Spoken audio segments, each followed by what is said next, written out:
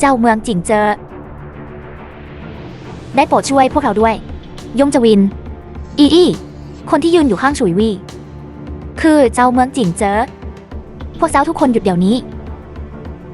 อย่าได้ทำอะไรวูวามมิเช่นนั้นจะลงเอยด้วยการติดคุกคันจิงเจอใจแกเจ้ากล้าแต่งเรื่องโกหกมาขู่ฆ่าชิรือด้วยสมองหมู่ของเจ้าคิดว่าจะขู่ฆ่าได้งั้นหรือเจ้าเมืองจิงเจอกำลังร่วมงานเลี้ยงต้อนรับอองหลังหยาอยู่ในขณะนี้เหตุใดนางถึงมาสร้างปัญหาที่นี่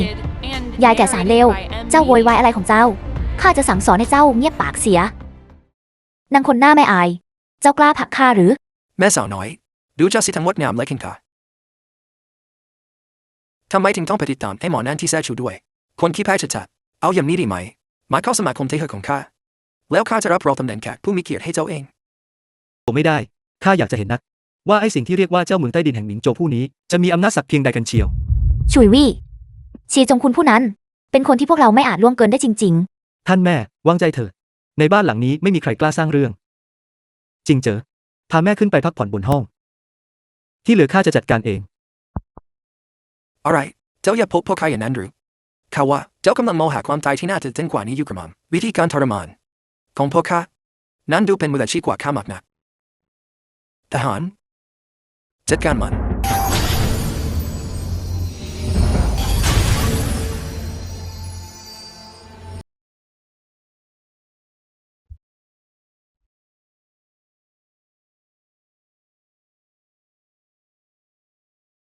เรียกพ่อของเจ้ามาเจ้าเซชูอยากตายนะหรือไงเจ้าคอยดูก่อนเถอะท่านพ่อมีปรมาจารย์อยู่ที่นี่มันต้องการจะฆ่าลูกท่านพ่อช่วยลูกด้วยได้ข้าจะเปิดลำโพงให้เจ้าคุยเองท่านข้าคือซีจงคุณเจ้ายังไม่มีคุณสมบัติพอที่จะคุยกับข้าทางโทรศัพท์ข้าให้เวลาเจ้า10 นาทีรีบมาพบข้าเดี๋ยวนี้มิฉะนั้นก็เตรียมตัวจัดงานศพให้ลูกนอกสมรสของเจ้าได้เลยข้าจะฆ่ามันดีดูเหมือนว่าสมาคมเทเหอของข้าจะไม่ได้สังเวยทงมานานมากแล้วท่านพ่อเป็นเจ้าเด็กนี่ที่ทำร้ายพี่น้องของลูกจนหมดและยังซ้อมลูกจนอยู่ในสภาพนี้ข้างในนั้นมีปรมาจารย์หญิงอยู่คนหนึ่งนางหญิงยโสเกินกว่าจะประมาณได้นางไม่เห็นหัวเจ้าหรือสมาคมไทเหออยู่ในสายตาแม้แต่น้อยเจ้าคือคุณชายรอกตระกูลโจยบี้เจ้าเมืองใต้ดินแห่งหมิงโจวถึงกับยอมรับคนไร้ค่าอย่างข้าช่างหายากนักท่านพ่อท่านที่ลูกทำไมเจ้าคนเนรคุณแม่ของเจ้าเคยกล่าวไว้ก่อนตายว่าตั้งแต่เจ้าเรียนมัธยมจนถึงปี 2ของมหาวิทยาลัยค่าใช้จ่ายทั้งหมดของเจ้ารวมทั้งค่าเรียนล้วนจ่ายโดยคุณชายรองตระกูลโจแล้วดูเจ้าตอนนี้สิรับมาหันของดาบสายผู้มีพระคุณเจ้าคิดว่าทำแบบนี้แล้วข้าที่จงคุณจะรู้สึกดีอย่างนั้นหรือท่านช่างเป็นผู้มีบารมีจริงๆคุณฉีท่านเป็นคนมีเหตุผลตัวข้าที่จงคุณไม่ใช่คนที่จะใช้อำนาจบาดใหญ่รังแกผู้อื่นทว่าไม่ว่าวันนี้จะมีเหตุผลอะไรเจ้ากลับไม่ได้รับบาดเจ็บแม้แต่น้อยแต่กลับซ้อมลูกชายข้าจนอยู่ในสภาพน่าเวทนาเช่นนี้แถมยังทำร้ายพี่น้องจากสมาคมเทเหอของข้าวันนี้ข้าต้องการให้เจ้าคุกเข่าขอโทษลูกชายข้าก่อนข้าชอบคุยให้เข้าใจกันชัดเจนแต่ก่อนหน้านั้นข้ามีคำถาม 2-3 ข้อหากข้าเข้าใจผิดไปจริงๆการเอ่ยคำขอโทษก็ไม่ใช่เรื่องเสียหายอะไรได้เลยข้าหวังว่าท่านจะรักษาคำพูดว่ามาชี้ยงจวินการชิงอำนาจในกลุ่มจินหยุนที่เซินเวยเป็นคนบงการเรื่องนี้เกี่ยวข้องกับเจ้าหรือไม่แล้วถ้าข้าทำล่ะเพราะข้าอยู่ที่นี่แล้วคน2 คนที่ยืนอยู่ข้างหลังนี้ผมคุณปรมาจารย์แห่งสมาคมเทเหอคือยอดฝีมือของสมาคมเทเหอผมคุณปรมาจารย์แห่งสมาคมเทเหอทั้งคู่ต่างก็เป็นปรมาจารย์เจ้าคนหัวทึบคุณชายชีกับข้ากำลังจะแต่งงานกันพี่สาวของข้ายังมอบวิลล่าหลังนี้ให้เขาที่นี่บอกข้าสิว่ามันเกี่ยวข้องอะไรกับข้าจะบอกอะไรเจ้าให้ชิวเทียนข้าโทษตายเพื่อหนีจากกระแสสังคมนั่นนะเป็นข้าเองที่เป็นคนพักมาลงไปอะไรนะคิดจะแก้แค้นให้พี่ชายที่ตายไปของเจ้าหรือที่แท้ก็เป็นเช่นนี้เองคุณชายชูเหตุการณ์วันนี้เป็นความผิดของเจ้าลูกเนรคุณคนนี้จริงๆท่านพ่อชิวเทียนมันตายไปนานแล้วเจ้าเด็กนี่ทำเป็นหวังกามเพราะมีผู้หญิงคอยนุ่งหลังใครไม่รู้เรื่องคงคิดว่าสมาคมเทเหอกำลังกลัวมันถูกต้องแล้วคุณชีพวกเขายังมีหุ้นในกลุ่มจิงยุนอยู่พี่สาวข้าบอกว่าทั้งมันและยายแก่ของมันต้องตาย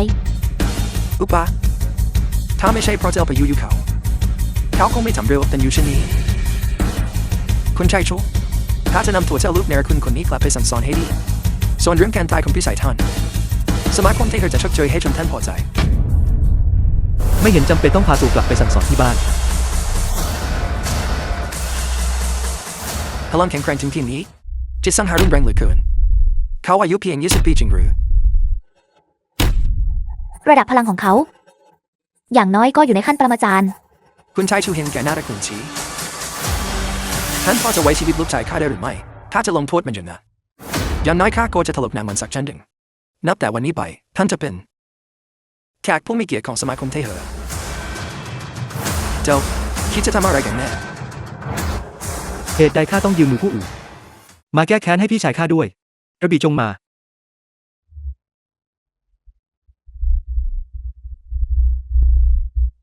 ท่านพอช่วยลูกด้วยเจ้าเซชูเจ้ากล้าทำลายวรยุทธ์บุตรชายข้าโดยไม่ยังคิดต่อให้เจ้าเป็นถึงปรมาจารย์เจ้าไม่คิดว่าการกระทำนี้เป็นคาลพลุนตระกูลชิมาเกินไปหรือ เป็นเพราะข้ายังเห็นว่าเจ้าเป็นคน และยังมีประโยชน์อยู่บ้าง วันนี้ข้าถึงไม่ได้ไปชีพมันในทันทีมิฉะนั้น สมาคมไทเหอของเจ้า คงต้องพินาศย่อยยับไปแล้วในวันนี้ ยอดฝีมือทั้งหมดของสมาคมไทเหอร่วมมือกัน แม้แต่ปรมาจารย์ใหญ่ก็อาจไม่รอดชีวิต แล้วปรมาจารย์และที่ปรึกษา ของสมาคมไทเหอหายไปไหนกันหมด ยอดฝีมือแห่งสมาคมเทเฮอร์พร้อมรับคำสั่งจากคุณชีเสมอนี่คือหลักฐานของสมาคมเทเฮอร์ปรมาจารย์นับ10 คน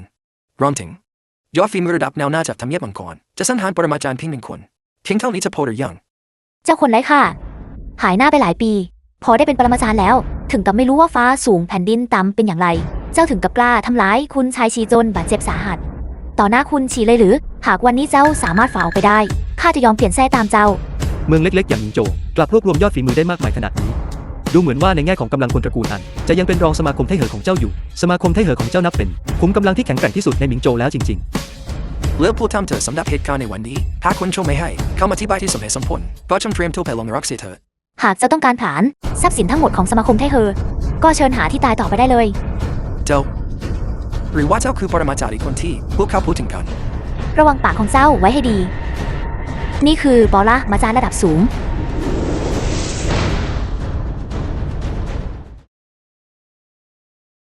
ปรมาจารย์ระดับสูงอีกคน และทั้ง2 คนยังอายุน้อยอย่างน่าตกใจ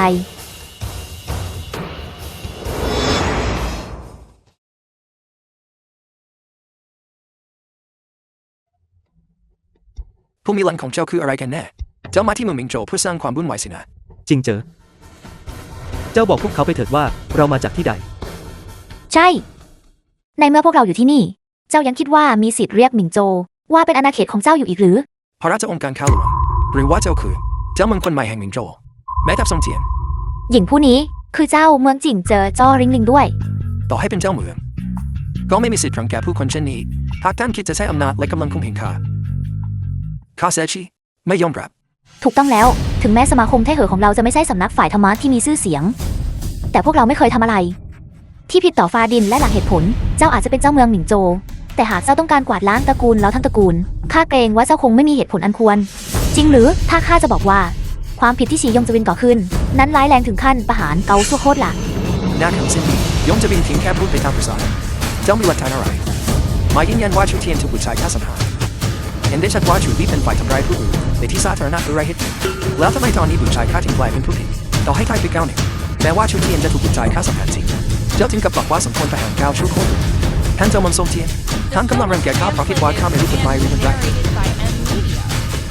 ชีจงคุณ ตอนแรกข้านึกว่าเจ้าจะเป็นบุคคลสำคัญเสียอีกสมองเจ้าไปไว้ที่ไหนกัน แม้ทัพสมเทียนหากมีอะไรจะพูดก็พูดมาอย่ามาใช้เล่ห์เหลี่ยมใส่ร้ายกันเช่นนี้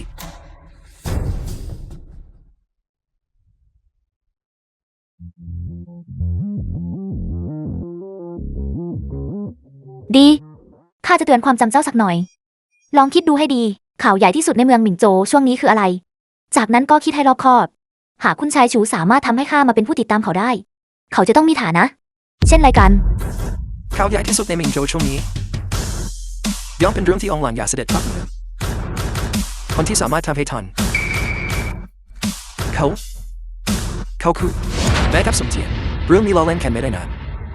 จิงเจออย่าบอกนะว่าชุยวิคนไร้ข้านี่คืออ่องหลางยา นั่นเป็นเรื่องตลกที่สุดที่ข้าเคยได้ยินมาตลอดทั้งปี แล้วลองดูตราสัญลักษณ์นี้ให้ชัดๆอีกครั้ง แม่ทัพเซนเซอร์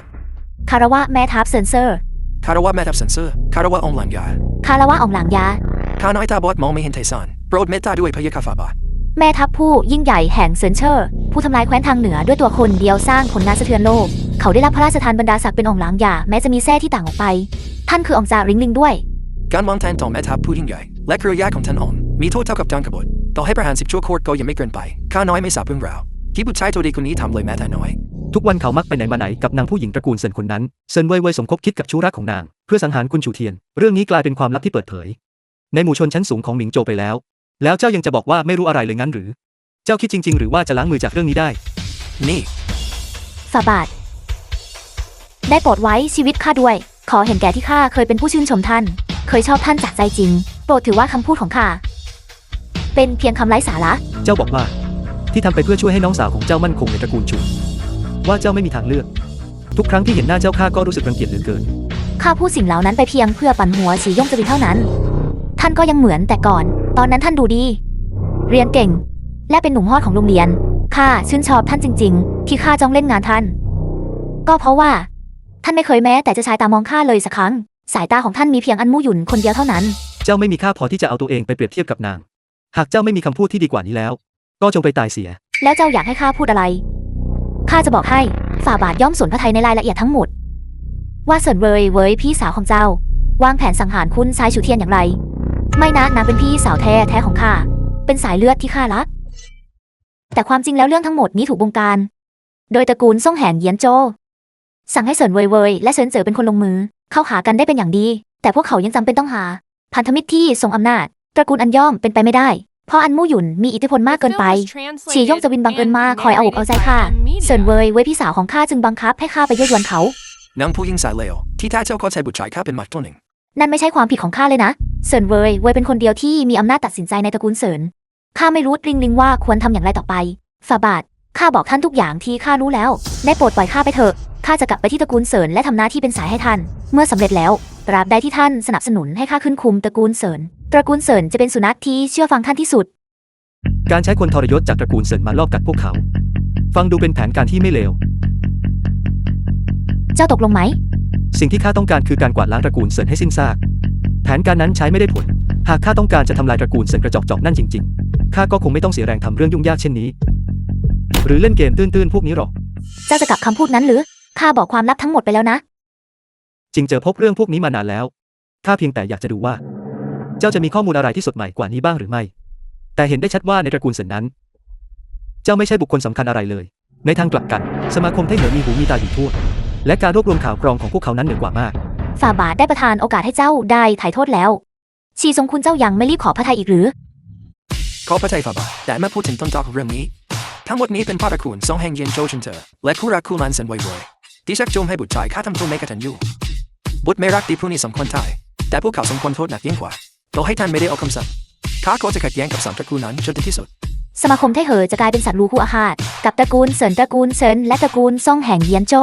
เจ้าช่างเลือกเป้าหมายที่อ่อนแอที่สุดได้เก่งจริงๆ ภายในต้นเดือนหน้าข้าต้องการให้เจ้าไปสืบมาว่าตระกูลซ่งกำลังวางแผนการใดอยู่ นั่นคงไม่ใช่เรื่องยากจนเกินไปสำหรับสมาคมไทเหอของเจ้าหรอกใช่ไหม ไม่จำเป็นต้องรอจนถึงเดือนหน้าภายใน7 วันอย่างมากที่สุดข้าจะส่งคำตอบที่น่าพอใจไปให้ฝ่าบาท ฐานะของฝ่าบาท จงระวังอย่าให้คนนอกกลุ่มวันนี้ล่วงรู้เรื่องนี้เป็นอันขาด เข้าใจหรือไม่ รับทราบสมาคมไทเหอจะปิดปากเงียบสนิทแล้วนางผู้หญิงคนนี้ล่ะ ข้าน้อยรับทราบฝ่าบาท ข้าน้อยจะไม่พูดอะไรสักคำ ข้าน้อยจะเก็บความลับนี้ลงหลุมฝังศพไป เจ้ามีความคิดเห็นอย่างไร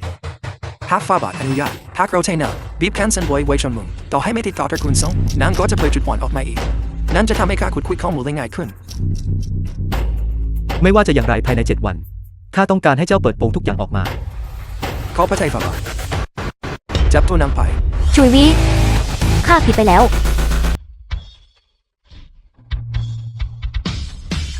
นี่มันอะไรกันพวกเจ้าไปแก้หอกคนนั้นออกมาดูส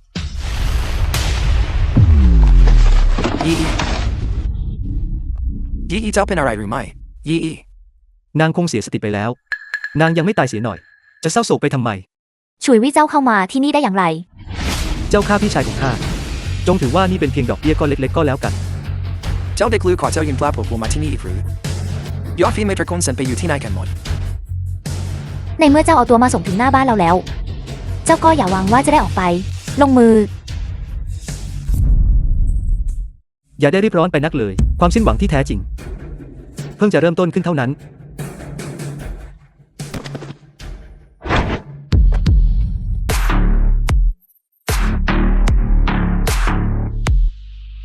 เดิมทีข้าอยากเตือนให้เจ้าแต่งกายให้เป็นทางการกว่านี้ แต่เมื่อดูตอนนี้แล้ว อย่างน้อยในเรื่องภาพลักษณ์ก็ไม่มีใครหาข้อตำหนิได้เลย เจ้าไม่มีความเชื่อมั่นในตัวข้าเลยจริงๆสินะ ข้ามั่นใจในอนาคตของเจ้าเต็มเปี่ยม เพียงแต่บางคนมีวิสัยทัศน์ที่กับแค่ไปหน่อยเท่านั้น พูดมากไปก็เท่านั้น ออกไปกันเถอะ ได้ ได้ ไปกันเถอะ พี่ธัญญาอายุครบจะ10 ปีในวันนี้ อันเฉาหยุนน้องชายของอันมู่อยู่ พี่พาเจ้าตัวสวยนี่มาที่นี่น้ำใจจะทำให้ธัญญาไม่สบายใจในวันเกิดหรือ ข้าจำได้ว่าท่านย่าเคยเอ็นดูข้ามาก สมัยนั้นเจ้ากับฉีจงคุณ มักจะคอยเดินตามหลังข้าอยู่เสมอ เพียง6 ปีเจ้าก็หัดทำตัวเย่อหยิ่งดูถูกคนอื่นเป็นแล้วหรือ อย่าได้พูดถึงเรื่องอดีตกับข้า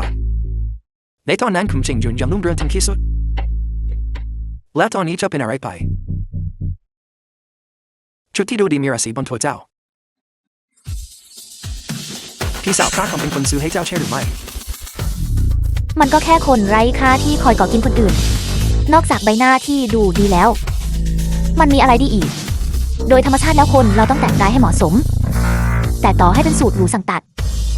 ก็ไม่อาจกลบกลิ่นความยากจน ที่ข้าได้กลิ่นโชยมาแต่งกายได้หรอก คนเราไม่อาจอยู่กับอดีตได้ตลอดไปจูเทียนผู้นั้นตายไปนานแล้ว ไม่มีใครปกป้องเจ้าได้อีก เจ้าคงไม่ได้หวังว่าวิญญาณของเขาจะคุ้มครองเจ้าหรอกนะในฐานะกาฝากเจ้าไม่ควรเอาแต่จ้องมองคนตาย ข้าจะถือว่าคำนินทาของเจ้าเป็นเพียงลมที่พัดผ่านไปก็แล้วกัน หากกล้าลบหลู่พี่ชายของข้า เจ้าจะต้องชดใช้อย่างสาสม อันเฉาหยุนรีบขอโทษที่เขยของเจ้าเสีย พี่เคยงั้นหรือข้าไม่มีพี่เคยขยับพันนั้นเจ้าตัวโซอยากจะลงไม้ลงมือกับข้าหรือเข้ามาสิหากเจ้าพลาดแต่ต้องถูกข้าวันนี้ข้าจะถลกหนังเจ้าทั้งเป็น พอได้แล้ว ท่านย่าของอันมู่อยู่ ข้าบอกเจ้าแล้วว่าอย่าพาเขามา เจ้าซิงจือมารดาของอันมู่อยู่ เจ้าฟังกันบ้างไม่ได้หรือไง เรามีแขกอยู่เต็มไปหมด มาสร้างความวุ่นวายที่หน้าประตู นี่มันธรรมเนียมปฏิบัติอะไรกัน เจ้าเคยอยู่ในตำแหน่งที่น่านับถือ อย่าทำตัวหน้าด้านนักเลย เจ้าควรจะออกไปเอง ก่อนที่ข้าซึ่งเป็นหญิงชราคนนี้ จะต้องสั่งให้คนลากตัวเจ้าออกไป และฉีกกระชากศักดิ์ศรีที่เหลืออยู่ของเจ้าให้สิ้น ท่านย่าท่านไม่ได้มีท่าทีเช่นนี้กับข้าในอดีต เจ้าอายุ20 กว่าแล้ว เจ้าจากไปถึง6 ปี ประสบกับความล่มสลายของตระกูล เหตุใดเจ้าถึงไม่มีความก้าวหน้าเลยแม้แต่นิดเดียว มู่หยุนท่านย่าสัญญาแล้วว่าจะจัดการเรื่องนี้หลังจากพบตัวเขา แต่ตอนนี้ข้าได้พบเขาแล้ว และข้าก็ผิดหวังเหลือเกิน เจ้ายังคงอ่อนต่อโลกนัก ท่านย่า ท่าน พอได้แล้วไม่ต้องพูดอะไรอีก วันนี้ในงานเลี้ยงวันเกิดของข้า ข้าจะจัดการเรื่องการแต่งงานระหว่างเจ้ากับเด็กตระกูลส่งคนนั้นให้เสร็จสิ้น พี่ท่านได้ยินแล้วใช่ไหม เช่นเดียวกับธัญญาข้าขอรับรองแค่คุณชายส่งเป็นที่เคยคนเดียวเท่านั้น ตัวสวยนี้ลงเกินทั้งตระกูลเซินและตระกูลชีไม่ใช่ก็เดี๋ยวเขาต้องตายอยู่นอกเมือง มันไม่ได้แค่ล่วงเกินตระกูลเสินและตระกูลเฉินเท่านั้น อันมู่หยุนถึงข้าจะมีเรื่องราวบางอย่างกับเจ้า แต่ข้าต้องขอเตือนเจ้าด้วยความหวังดีเจ้าขยะไร้ค่าครั้งนี้เจ้าได้ก่อหายนะครั้งใหญ่เข้าแล้ว ฉุยวิข้าไม่ได้ตรวจสอบความเป็นไปของเจ้าแม้แต่วันเดียว ช่วงนี้เกิดเรื่องอะไรขึ้นบ้างหรือ ข้าไม่รู้สึกว่าข้าได้ก่อหายนะครั้งใหญ่หลวงอะไรเลย เจ้ากำลังเผชิญหน้ากับความตายโดยไม่รู้ตัว ทุกคนมันทำร้ายเสินเว่ยน้องสาวข้าป่านนี้เว่ยยังไม่ฟื้นเลย อะไรนะเขานึกว่าแต่ต้องคนของตระกูลเซินอีกหรือ ตลอดหลายปีที่จากไปเจ้าไปทำอะไรมากันแน่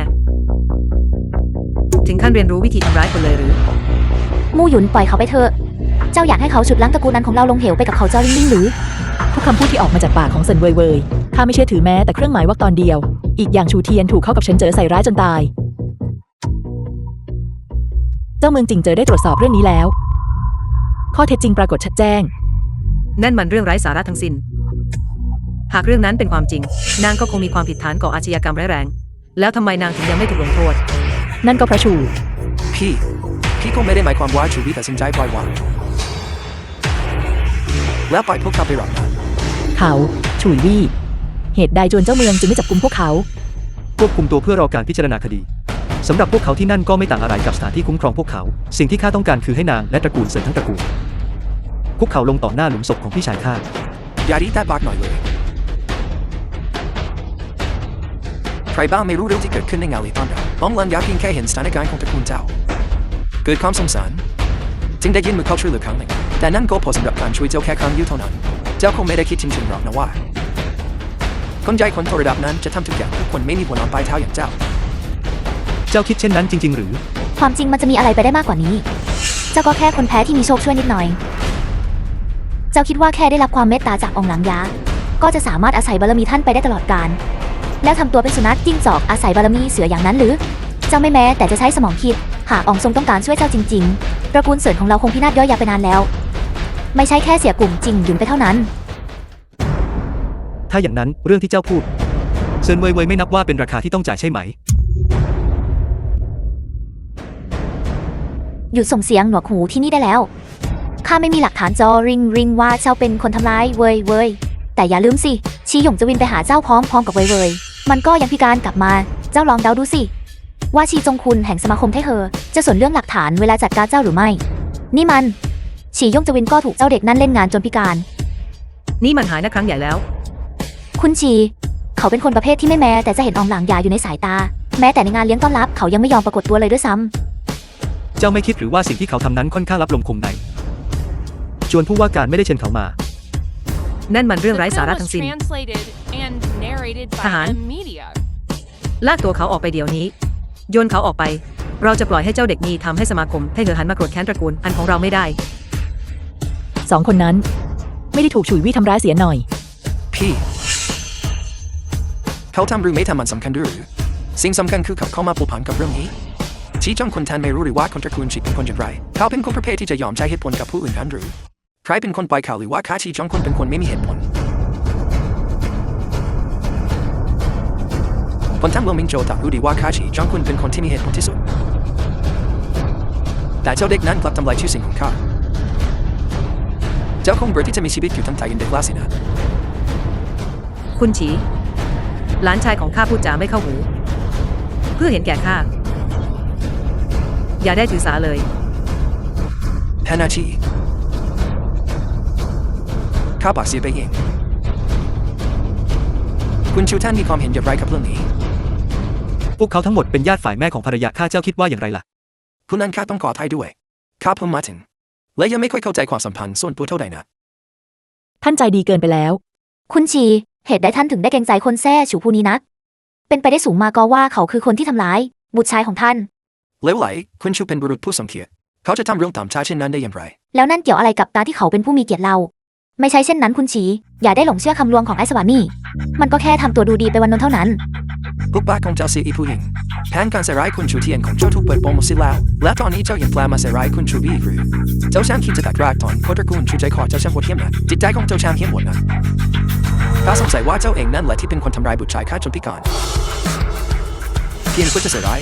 เจ้าถึงกับยอมทำลายแม้กระทั่งน้องสาวตัวเองให้กลายเป็นคนสตีฟันเฟืองเพียงเพื่อให้เรื่องราวทั้งหมดดูสมจริงขึ้นมาไม่ต้องแก้ตัวหรอกข้าเชื่อว่าเจ้าทำเรื่องเช่นนี้ได้ลงคอ ท่านจะมาปรับปรำข้าด้วยข้อหาเช่นนี้ไม่ได้ ตอนที่เจ้าใส่ร้ายพี่ชายของข้าไม่เห็นเจ้าจะทำตัวว่าได้รับความไม่เป็นธรรมเช่นนี้เลย ไอ้สวะหากเจ้ายังกล้าสุมไฟให้เรื่องลุกลามอีกก็จงดูข้าให้ดี เป็นอย่างไรบ้างเจ้าควรจะรู้จักสมการว่าให้มากกว่านี้อย่างที่พูดคุยกับคุณชู ได้ ทุกท่าน วันนี้เป็นงานเลี้ยงวันเกิดของข้าเรามาสงบศึกกันสักวันดีหรือไม่ จริงด้วยข้างนอกนี้ค่อนข้างหนาวเข้าไปข้างในและนั่งที่กันเถอะ เห็นด้วย คุณชูคุณอันท่านไม่คิดจะเข้าไปข้างในหรือ ข้าเพิ่งจะได้รับคำสั่งให้ออกจากพื้นที่ไป ได้ในเมื่อตระกูลอันมีดีนักเช่นนั้นข้าก็ไม่มีสิทธิ์ที่จะเข้าไปเช่นกัน คุณฉีท่านเป็นแขกผู้มีเกียรติที่ตระกูลอันของเราเชิญมาท่านย่อมมีสิทธิ์ที่จะเข้างาน ได้เลยคุณชายฉีเชิญท่านใน ไม่ต้องเช่นข้าจงเช่นคุณชูเถอะหากเขาไม่เข้าไปข้าก็จะหันหลังกลับอยู่นี้วันนี้คุณชายตระกูลส่งจากอินโทรจะมาอยู่หากเราปล่อยให้คนไร้ประโยชน์นี้เข้าไปตระกูลอันของเราคงต้องลำบากแน่หากข้าจะไม่ผิดข้าเป็นเจ้าของโรงแรมบีจิงแห่งนี้ไม่ใช่หรือ นี่เป็นทรัพย์สินของคุณชาย โอ้คำสั่งไปยกเลิกงานเลี้ยงของตระกูลอันเสียหากการจัดงานมาลำบากหนักก็เลือกจัดไปเสียไปไล่แขกข้าในออกมาให้หมดเดี๋ยวนี้ คุณชายฉีท่านทำแบบนี้ไม่ได้นะทำไมท่านถึงทำเรื่องเช่นนี้ ลุงชี้หากงานเลี้ยงถูกจบเลิกกระทันหันเช่นนี้ตระกูลอันจะเอาหน้าไปไว้ที่ไหน มู่หยุนเพื่อเห็นแก่คุณชีข้าจะอนุญาตให้เจ้าพาชุยวี่เข้าไปข้างในชุยวี่เจ้าควรสำรวมกิริยาให้ดี วันนี้เป็นวันคล้ายวันเกิดของท่านย่า เข้าไปข้างในกันเถอะ ทานอาหารก่อน เอาเธอเพื่อเห็นแก่อันมู่หยุนเราจะทานอาหารกันก่อนแล้วค่อยตัดสินใจ เช่นนั้นเราต้องฟังคุณชูท่านสินซังเฉิน ไปกันเถอะ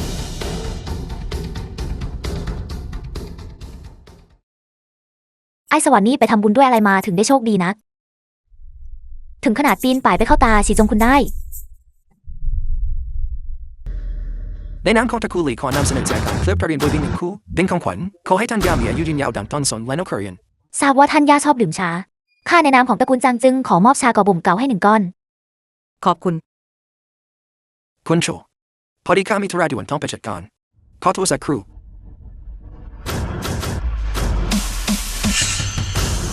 ท่านยาหลานไปที่วัดไปอวินมาจึงได้ขอบูชาสร้อยประคำมาให้ท่านยาเส้นหนึ่งมันผ่านการทำพิธีจากหลวงจีนชั้นสูงและเต็มไปด้วยพลังแห่งกุศลหากท่านยาถือไว้ในมือนานๆจะช่วยให้จิตใจสงบและนอนหลับสบายขึ้นหลานไม่ใช่คนปากหวานหลานที่หวังว่าท่านยาจะนอนหลับพักผ่อนได้อย่างเป็นสุข ดีมากหลานของข้า เจ้ามีจิตใจที่เมตตา ชูวิทย์ทุกคนต่างก็มีของขวัญมามอบให้และของขวัญของเจ้าล่ะเจ้าคงไม่ได้มาถูกเปล่าหรอกนะ แน่นอนว่าข้าเตรียมของขวัญมาด้วย อยู่ในรถนั่นแหละ พี่คะพวกท่านยังไม่ได้แต่งงานกันสิหน่อยท่านคงไม่ได้เป็นคนจ่ายเงินค่าของขวัญให้เขารับใช่ไหมอีกอย่างเขาคงไม่น่าหนาถึงขนาดนั้นเพราะกระมัง ทุกท่าน ข้าได้มอบผ้าแพรเมคาไหมน้ำแข็ง7 หลาให้แก่ท่านย่า ราคาไม่แพงนักเพียงหลาละ100,000 เท่านั้น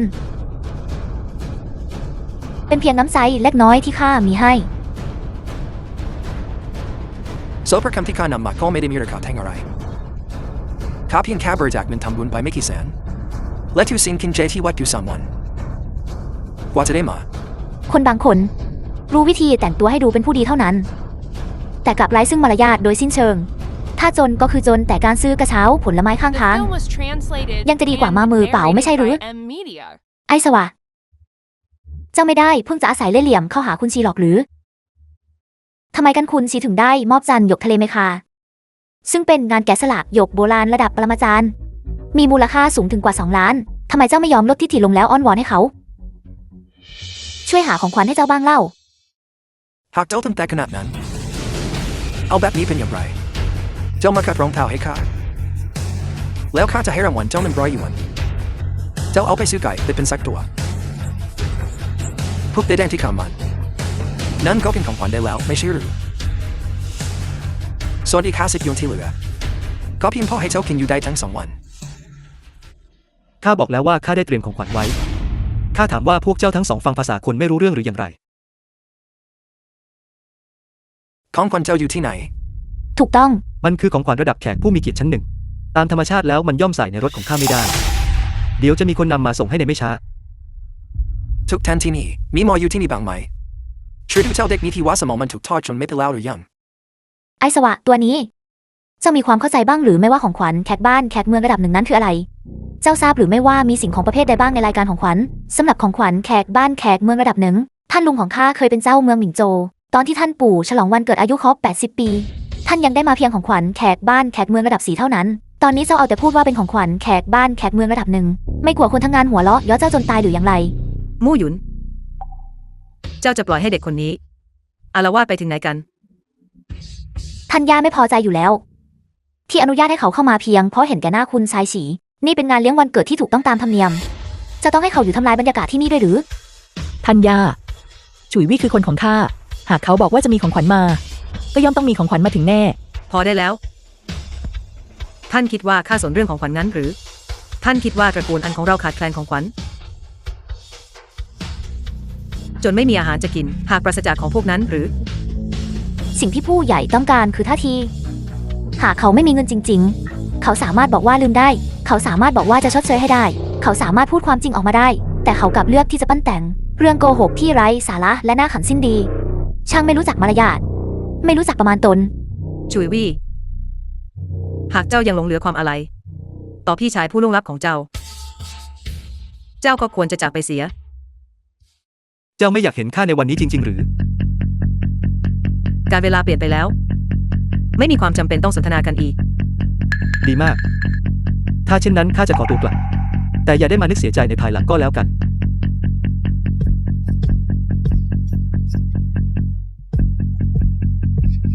ของขวัญจากราชสำนักมาถึงแล้วผู้ที่ไม่เกี่ยวข้องรีบไป The film was translated and narrated by M Media. ตามบัญชาขององค์หลังยาเขามอบของขวัญชั้นหนึ่งจากราชสำนักแต่ท่านยาอันเนื่องในวันคล้ายวันเกิดอายุครบ70 ปีขอเชิญสมาชิกตระกูลอันออกมาน้อมรับของขวัญด้วยของขวัญชิ้นที่หนึ่งภาพผู้โตสำหรับแนวเลี้ยงราชสำนักทักโทษจากท่าใหม่เมกาหิมะเฉลิมเป็นผลงานชิ้นเอกที่ประณีตงดงามมีมูลค่าชิ้นละ1 ล้านอย่าลืมนำกลับไปหลังจบแนวเลี้ยงนี่คือเกียรติยศที่คู่ควรแก่การส่งต่อเป็นสมบัติประจำตระกูลมีภาพผู้โตชิ้นนี้ใครจะกล้าเอาอาหารมาวางกินกันแล้ว ผ้าปูโต๊ะแพรไหมน้ำแข็งผืนละ1 ล้านตระกูลเสริญเมื่อคู่นี้ดูเหมือนจะส่งมาเพียงแค่เศษผ้าที่ถักทอโดยไม่มีลวดลายปักแต่พวกเขากลับทำตัวราวกับเป็นเจ้าของฟ้าดินของขวัญแขกบ้านแขกเมืองระดับหนึ่งนางแก่แซ่อันนี้มีค่าพอจะได้รับของเช่นนั้นได้อย่างไร ของขวัญชิ้นที่2เราเลือกคิเลนอายุ20 ปีจากห้องเก็บใบหลวงจำนวน12 ไหรวมทั้งหมด12 ไห เลือดกิเลนงั้นหรือว่ากันว่าสุรานี้เป็นของโปรดของอองหลางยามันมีฤทธิ์แรงกล้ายิ่งนักสำหรับคนธรรมดาทั่วไปเพียงแค่ได้กลิ่นก็มึนหัวแล้วแต่ว่ากันว่าอองหลางยาซดได้ถึง80 จอก80 จอกข้าได้ยินมาว่า800 จอก ในงานประมูลที่ชิงโจมเมื่อปีก่อนเราเลือกคิเลนอายุ10 ปีเพียงไหเดียวยังขายได้ราคา 2.7 ล้านด้วยละ12 ไถบ่มนานถึง20 ปีชนีมูลค่าจะไม่เกือบ100 ล้านชิว นี่เป็นสิ่งที่ไม่อาจประเมินค่าด้วยเงินทอง ไม่รู้ว่าตระกูลอันจะมีน้ำใจนำออกมาสักไขเพื่อแบ่งปันให้พวกเราได้ลิ้มลองบ้างหรือไม่หากเป็นเช่นนั้นงานเลี้ยงนี้ก็คงคุ้มค่าที่จะมาร่วม ของขวัญชิ้นที่3องค์หลังยาได้ขับทุนขอพระเมตตาจากฝ่าบาทให้ทรงเขียนป้ายที่ตระกูลอันด้วยลายประหัตวาร์เรนโซนและสายลม นี่มัน ตระกูลอันของเรามีคุณธรรมความดีอันใด ถึงได้รับเกียรติยิ่งใหญ่เช่นนี้ฝ่าบาททรงพระอักษรด้วยพระองค์เองพระราชทานไปนับเป็นเกียรติแก่บรรพบุรุษอย่างแท้จริงทำให้บรรพบุรุษภาคภูมิใจแล้ว ตระกูลอันกำลังจะบวยบินขึ้นสู่ขอรุ่งโรจน์ท่านยานนอกจากของขวัญ3 สิ่งนี้แล้วยังมีสมบัติล้ำค่าอีกมากมายรวมถึงผลไม้และอาหารเลิศระดับจักรพรรดิข้าจะไม่ขอเปล่าถึงที่และรายการก็แล้วกันนี่คือป้ายตราประจำตัวหลังยาและนี่คือบัญชีรายการของขวัญทุกอย่างถูกจดบันทึกไว้ในนี้แล้ว ขอบคุณท่านแม่ทัพฮั่นดำเนินการประกาศต่อหลานเขยของข้าหลานเขยของข้าล้วนเป็นข้าที่ตำหนิเจ้าผิดไปเองได้โปรดอย่าได้เก็บไปใส่ใจเลย ข้าพูดเสมอว่าพี่น้องตระกูลชูทั้ง2 ล้วนมีอนาคตไกลชุยวี่เจ้าได้นำเกียรติยศมาสู่ตระกูลอันของเราอย่างแท้จริงขอแสดงความยินดีกับตระกูลอันที่ได้รับของขวัญแขกรับเชิญชั้นหนึ่งจากรัฐของแต่ละชิ้นนี้ล้ำค่าผู้ควร The แก่ film การเป็น was สมบัติประจำตระกูล translated and narrated หากถาม by ข้า M Media. เราควรแสดงความยินดีกับตระกูลอันที่ได้ลูกเขยอันยอดเยี่ยมเช่นนี้ของขวัญแขกบ้านแขกเมืองระดับชั้นหนึ่งนี้ล้วนถูกจัดหามาโดยคุณชายฉุยวี่ แม้ข้าจะไม่ใช่สตรีที่ลุ่มหลงในความโอ้อวดแต่วันนี้ความภูมิใจของข้าได้รับการเติมเต็มอย่างยิ่งแต่ว่าเจ้ามีความสัมพันธ์ลึกซึ้งกับอ๋องผู้นั้นเพียงใดถึงขนาดที่เขาจะนำของขวัญแขกบ้านแขกเมืองชั้น 1มาให้เจ้า ข้าจะบอกให้นะ อันมู่หยุนและพวกเจ้าทุกคนที่นี่พวกเจ้าคงไม่เชื่อเจ้าลิงลิงหรอกใช่ไหมว่าของขวัญอันยิ่งใหญ่เช่นนั้นจะถูกส่งมาโดยไอ้สวะไร้ค่ะจากตระกูลที่ล่มจมผู้นี้เสิร์นเว้ยใครๆก็รู้ว่าจะมีความแค้นเคืองต่อลูกเขยของข้าวันนี้เป็นงานเลี้ยงวันเกิดของตระกูลอันหากเจ้ากล้าหาเรื่องลูกเขยที่ดีของข้าอีกข้าจะให้คนลากเจาะไป ท่านแม่จริงๆแล้วลูกก็ไม่ใช่เหมือนกัน ฉุยวี่เอ่ยถึงของขวัญแขกบ้านแขกเมืองชั้น 1แล้วของขวัญก็ถูกนำมาส่งถึงหน้าประตูข้อเท็จจริงอยู่ตรงหน้าเราแล้วอันเฉาหยุนเจ้ายังสับสนอะไรอยู่อีกมันก็แค่แมวตาบอดที่โชคดีเจอหนูตายเท่านั้นข้าจะไม่ปิดบังทุกคนอีกต่อไปที่จริงแล้วของขวัญแขกบ้านแขกเมืองระดับหนึ่งในวันนี้ส่งมาโดยคุณชายซ่งเซาชิวแห่งตระกูลซ่งข้ารู้อยู่แล้วเหตุผลที่ข้าไม่พูดก่อนหน้านี้ก็เพราะอยากจะเห็นว่าไอเด็กนั้นจะแสดงละครตบตาไปได้สักแค่ไหนทั้งหมดนี้ก็เพื่อให้มันกลายเป็นตัวตลกของงาน ใช่ท่านย่าท่านแม่ลองคิดดูให้ดีเถิดหากชูบิคนนี้มีความสามารถจริงทำไมถึงหายหน้าไปนานถึง6 ปีแม้แต่ตอนที่พี่ชายของเขาถูกสังหารเขายังไม่ยอมโผล่หน้ามาเลย ฟังดูมีเหตุผลหากเจ้าบอกว่าเป็นคุณชายซ่งเซาชิวที่เป็นผู้ส่งมา นั่นก็ฟังดูเข้าท่า เจ้าคนและยางอาย อาศัยเงินจากลูกสาวข้ากินตะวันตอ แล้วยังกล้ามาเคลมผลงานของว่าที่ลูกเคยฆ่าอีกหรือ เจ้ามันไรยังอายสิ้นดี ความสามารถในการกลับคำของเจ้านี่น่าทึ่งจริง เจ้าอย่าได้บังอาจย้อนข้าทหาร เจ้าเด็กจากตระกูลชูคนนี้กำลังพ่นเรื่องไร้สาระ และดูหมิ่นตระกูลอันของเราครั้งแล้วครั้งเล่า ยอดฝีมือของตระกูลอันอยู่ที่ไหน มี จงใช้ไม้บวยไล่มันออกไป จริง หยุด ถอยไป คุณชายฉูเป็นสหายของท่านฉีใครบังอาจทำตัวโอหังเช่นนี้ วันนี้เป็นงานเลี้ยงวันเกิดของข้า และข้าคือผู้ดูแลงานที่นี่ จัดการมัน ๆ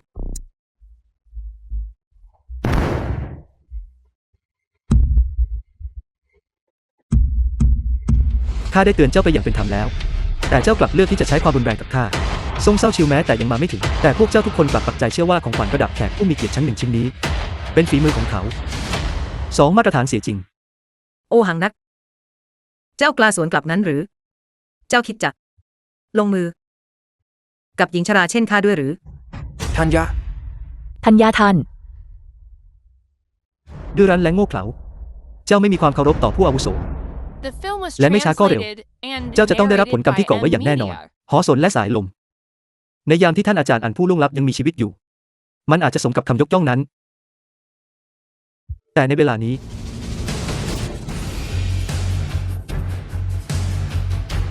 นี่มันก่อกบฏชัดๆ ป้ายของข้า การทำลายของขวัญจากเบื้องบน มีโทษเทียบเท่ากับการกบฏ แม่ทัพฮั่นในฐานะนายทหารแห่งจวนผู้ว่าการ ท่านทำเช่นนี้ได้อย่างไรฮั่นเซิงชูในงานเลี้ยงต้อนรับท่านขัดคำสั่ง เพื่อปกป้องไอ้เด็กนี่ วันนี้ท่านยังจะกระทำการฝ่าฝืนกฎหมายอีกหรือ มันกำลังดูหมิ่นฝ่าบาท นั่นเป็นโทษประหารชีวิตนะท่านแม่ทัพฮั่น ท่านคิดจะปกป้องมันงั้นหรือ ท่านไม่คิดถึงผลที่จะตามมาหรืออย่างไร ข้าไม่สนหรอกว่าผลจะเป็นอย่างไร แต่น้องอันข้าเกรงว่าเจ้าจะอยู่ผู้เสียใจภายหลังยาลึกซึ้งข้าให้คิดเรียกเจ้าว่าแม่ทัพฮั่นมาพอแล้ว เจ้าคิดจริงๆหรือว่าเพียงเพราะเจ้าไม่ลงมือพวกเราจะจัดการเจ้าเด็กหรือคนนี้ไม่ได้ทั้งแขกผู้มีเกียรติทั้งหลายหากในหมู่พวกท่านมีจอมยุทธท่านใดโปรดยื่นมือเข้ามาช่วยด้วยเจ้าคุณอันจะต้องรางวัลให้ท่านอย่างงามหลังจากนี้ข้าฝึกฝนยุทธมาหลายปีแม้จะมีถึงขั้นปรมาจารย์แต่ก็พอจะมีวิชาติดตัวอยู่บ้างไม่ต้องการรางวัลใดๆทั้งสิ้นข้าเพียงแต่อยากลิ้มรสสุราหลวงแค่คิดได้โลหิตสักจอกก็พอแล้ว ข้าแซ่จางยินดีที่จะแก้ปัญหานี้ให้ตระกูลอัน และข้าก็ปรารถนาจะได้ลิ้มรสสุราหลวงนั่นด้วย ผู้ติดตามของข้าคนนี้ก็มีฝีมือไม่เบาและอยากขอสุราจากตระกูลอันสักจอกเช่นกันเฮนรี่ยังชูวีต่อให้เจ้าพอจะมีวิชาติดตัวอยู่บ้างแต่ก็ยังเทียบไม่ได้กับตระกูลสมศักดิ์ของพวกเราเพียงแค่บกมือสั่งเขามีคนมากมายที่พร้อมจะเวียนเจ้าลงไปในน้ำทหารจวนผู้ว่าการทุกคนจักดาบออกมาใครอยากรู้ว่าใครจะกล้าลงมือง านเลี้ยงวันเกิดตระกูลอันกำลังจะกลายเป็นงานศพแล้วหรือ พวกโง่เขลาเหล่านี้ พวกมันไม่รู้เลยว่าสุยวี่คือปรมาจารย์ และด้วยการที่มีฮั่นเซิงชุนอยู่ที่นี่ งานเลี้ยงตระกูลอันในวันนี้ คงถึงคราวต้องปั่นป่วนวุ่นวาย ไม่มีใครจะมาโดดเด่นเกินหน้าตระกูลส่วนของข้าได้ ของขวัญแขกบ้านแขกเมืองระดับหนึ่งพวกมันมีค่าพอหรือ ท่านแม่ทัพฮั่น ท่านเต็มใจที่จะทำลายอนาคตของตัวเอง เพียงเพื่อปกป้องคนไร้ค่าเช่นนี้งั้นหรือ ใครที่กล้าแต่ต้องตระกูลอัน ซ่งเศร้าชีบุตรชายคนที่ 2ของตระกูลซ่งแห่งเยียนโจว ก็เท่ากับเป็นศัตรูกับตระกูลซองแห่งเยียนโจว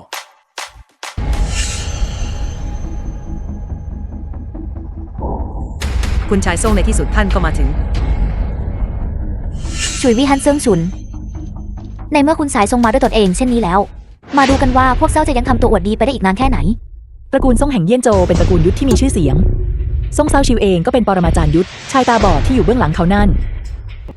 คือนักฆ่าพลีชีพของเขาที่มีฝีมือลึกล้ำจนยังไม่ถึง คุณชายซ่องคนสองคนนี้สมคบคิดแค่เป็นการส่วนตัวแต่ตามของขวัญแขกรับเชิญชั้นหนึ่งที่ท่านเตรียมไว้ให้ตระกูลอันว่าเป็นของตนเรื่องนี้จะปล่อยผ่านไปไม่ได้ของขวัญแขกรับเชิญชั้นหนึ่งคุณชายซ่องแทนไม่รู้หรือข้ารู้แน่นอนเพราะข้าเป็นคนบักบันไปจัดหามาเองกับวิจิงไหมใช้ความพยายามไปไม่น้อยแต่สำหรับวันเกิดอายุครบ70 ปีของทัญญาก็ถือว่าคุ้มค่าแค่ไม่คิดว่าจะมีคนมาถึงก่อนข้าเชื่อหรือไม่แต่คุณชายซ่องดูนั่นส่วนที่สำคัญที่สุดของของขวัญป้ายที่เขียนด้วยลายพระหัตถ์ของฝ่าบาทถูกเจ้าคนถอยชูวีนี้ทำลายไปแล้วมูหยุนเจ้าเป็นคู่มั่นของข้าพาชายเร่ร่อนเข้ามาในงานเช่นนี้ชื่อเสียงของข้าจะเอาไว้ที่ไหน ซ่งเซาชิวข้าขอเตือนให้เจ้าระวังคำพูดของเจ้าไว้ให้ดี ใครเป็นคู่มั่นของเจ้า ข้าจะท่าของคนแขกรับเชิญชั้นหนึ่งมาให้ตระกูลหันแล้วนี่คือท่าทีที่เจ้าแสดงต่อข้าหรือดูท่าข้าคงต้องทำให้เจ้าสูญเสียอะไรไปบ้างเจ้าถึงจะตาสว่างขึ้นมา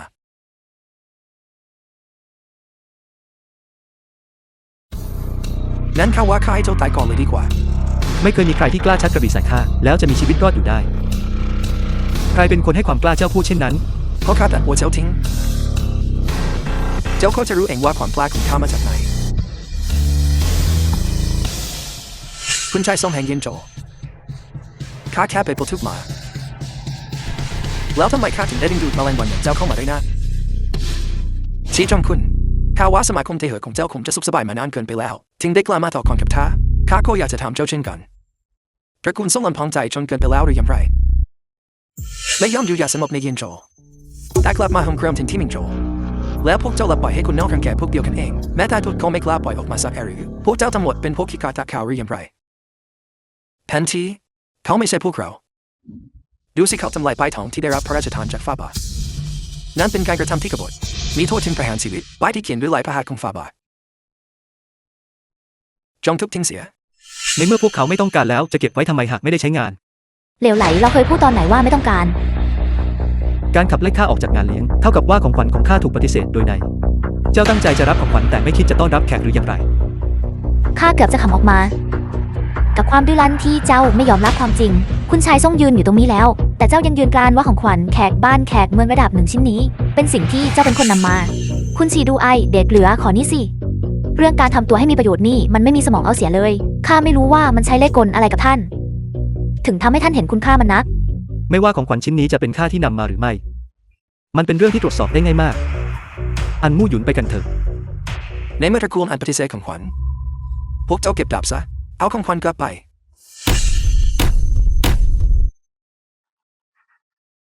หยุดอยู่ตรงนั้นนะทำไม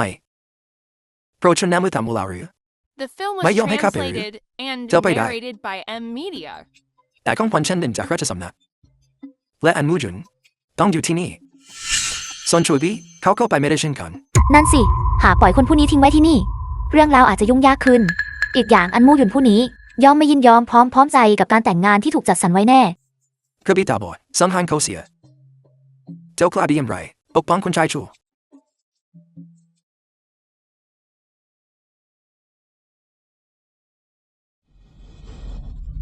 อันมู่หยุนเจ้าไม่จำเป็นต้องปกป้องข้า ถ้าอันมู่หยุนได้ปกป้องเจ้าไว้เจ้าคงตายไปนานแล้ว เจ้าเด็กชั้นต่ำอย่าได้คิดว่าเพียงเพราะเจ้าเป็นปรมาจารย์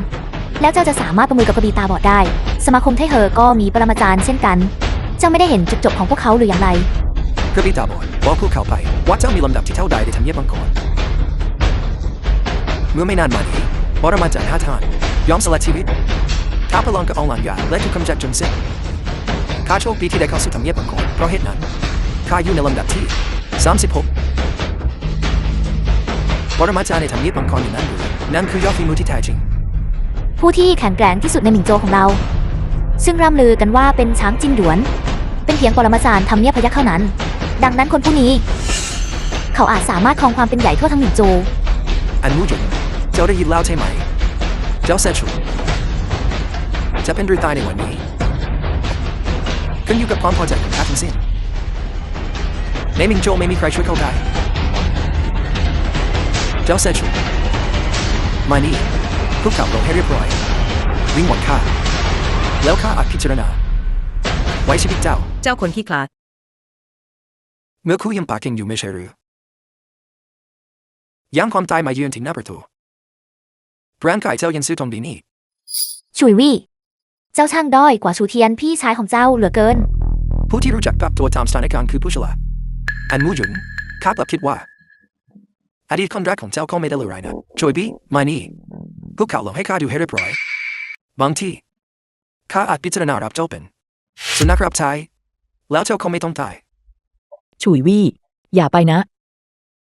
อย่าไปขอร้องเขาแค่คนอันดับที่36ในทำเนียบมังกรคิดว่าตนเองจะอาละวาดในเมืองหมิงโจวได้งั้นหรือ แน่นอน เมืองหมิงโจวยังมีผู้เชี่ยวชาญตัวจริงอยู่ แม่ทัพจิงเจ๋ออยู่ลำดับที่ 9 ในทำเนียบมังกรและเหนือกว่านางขึ้นไป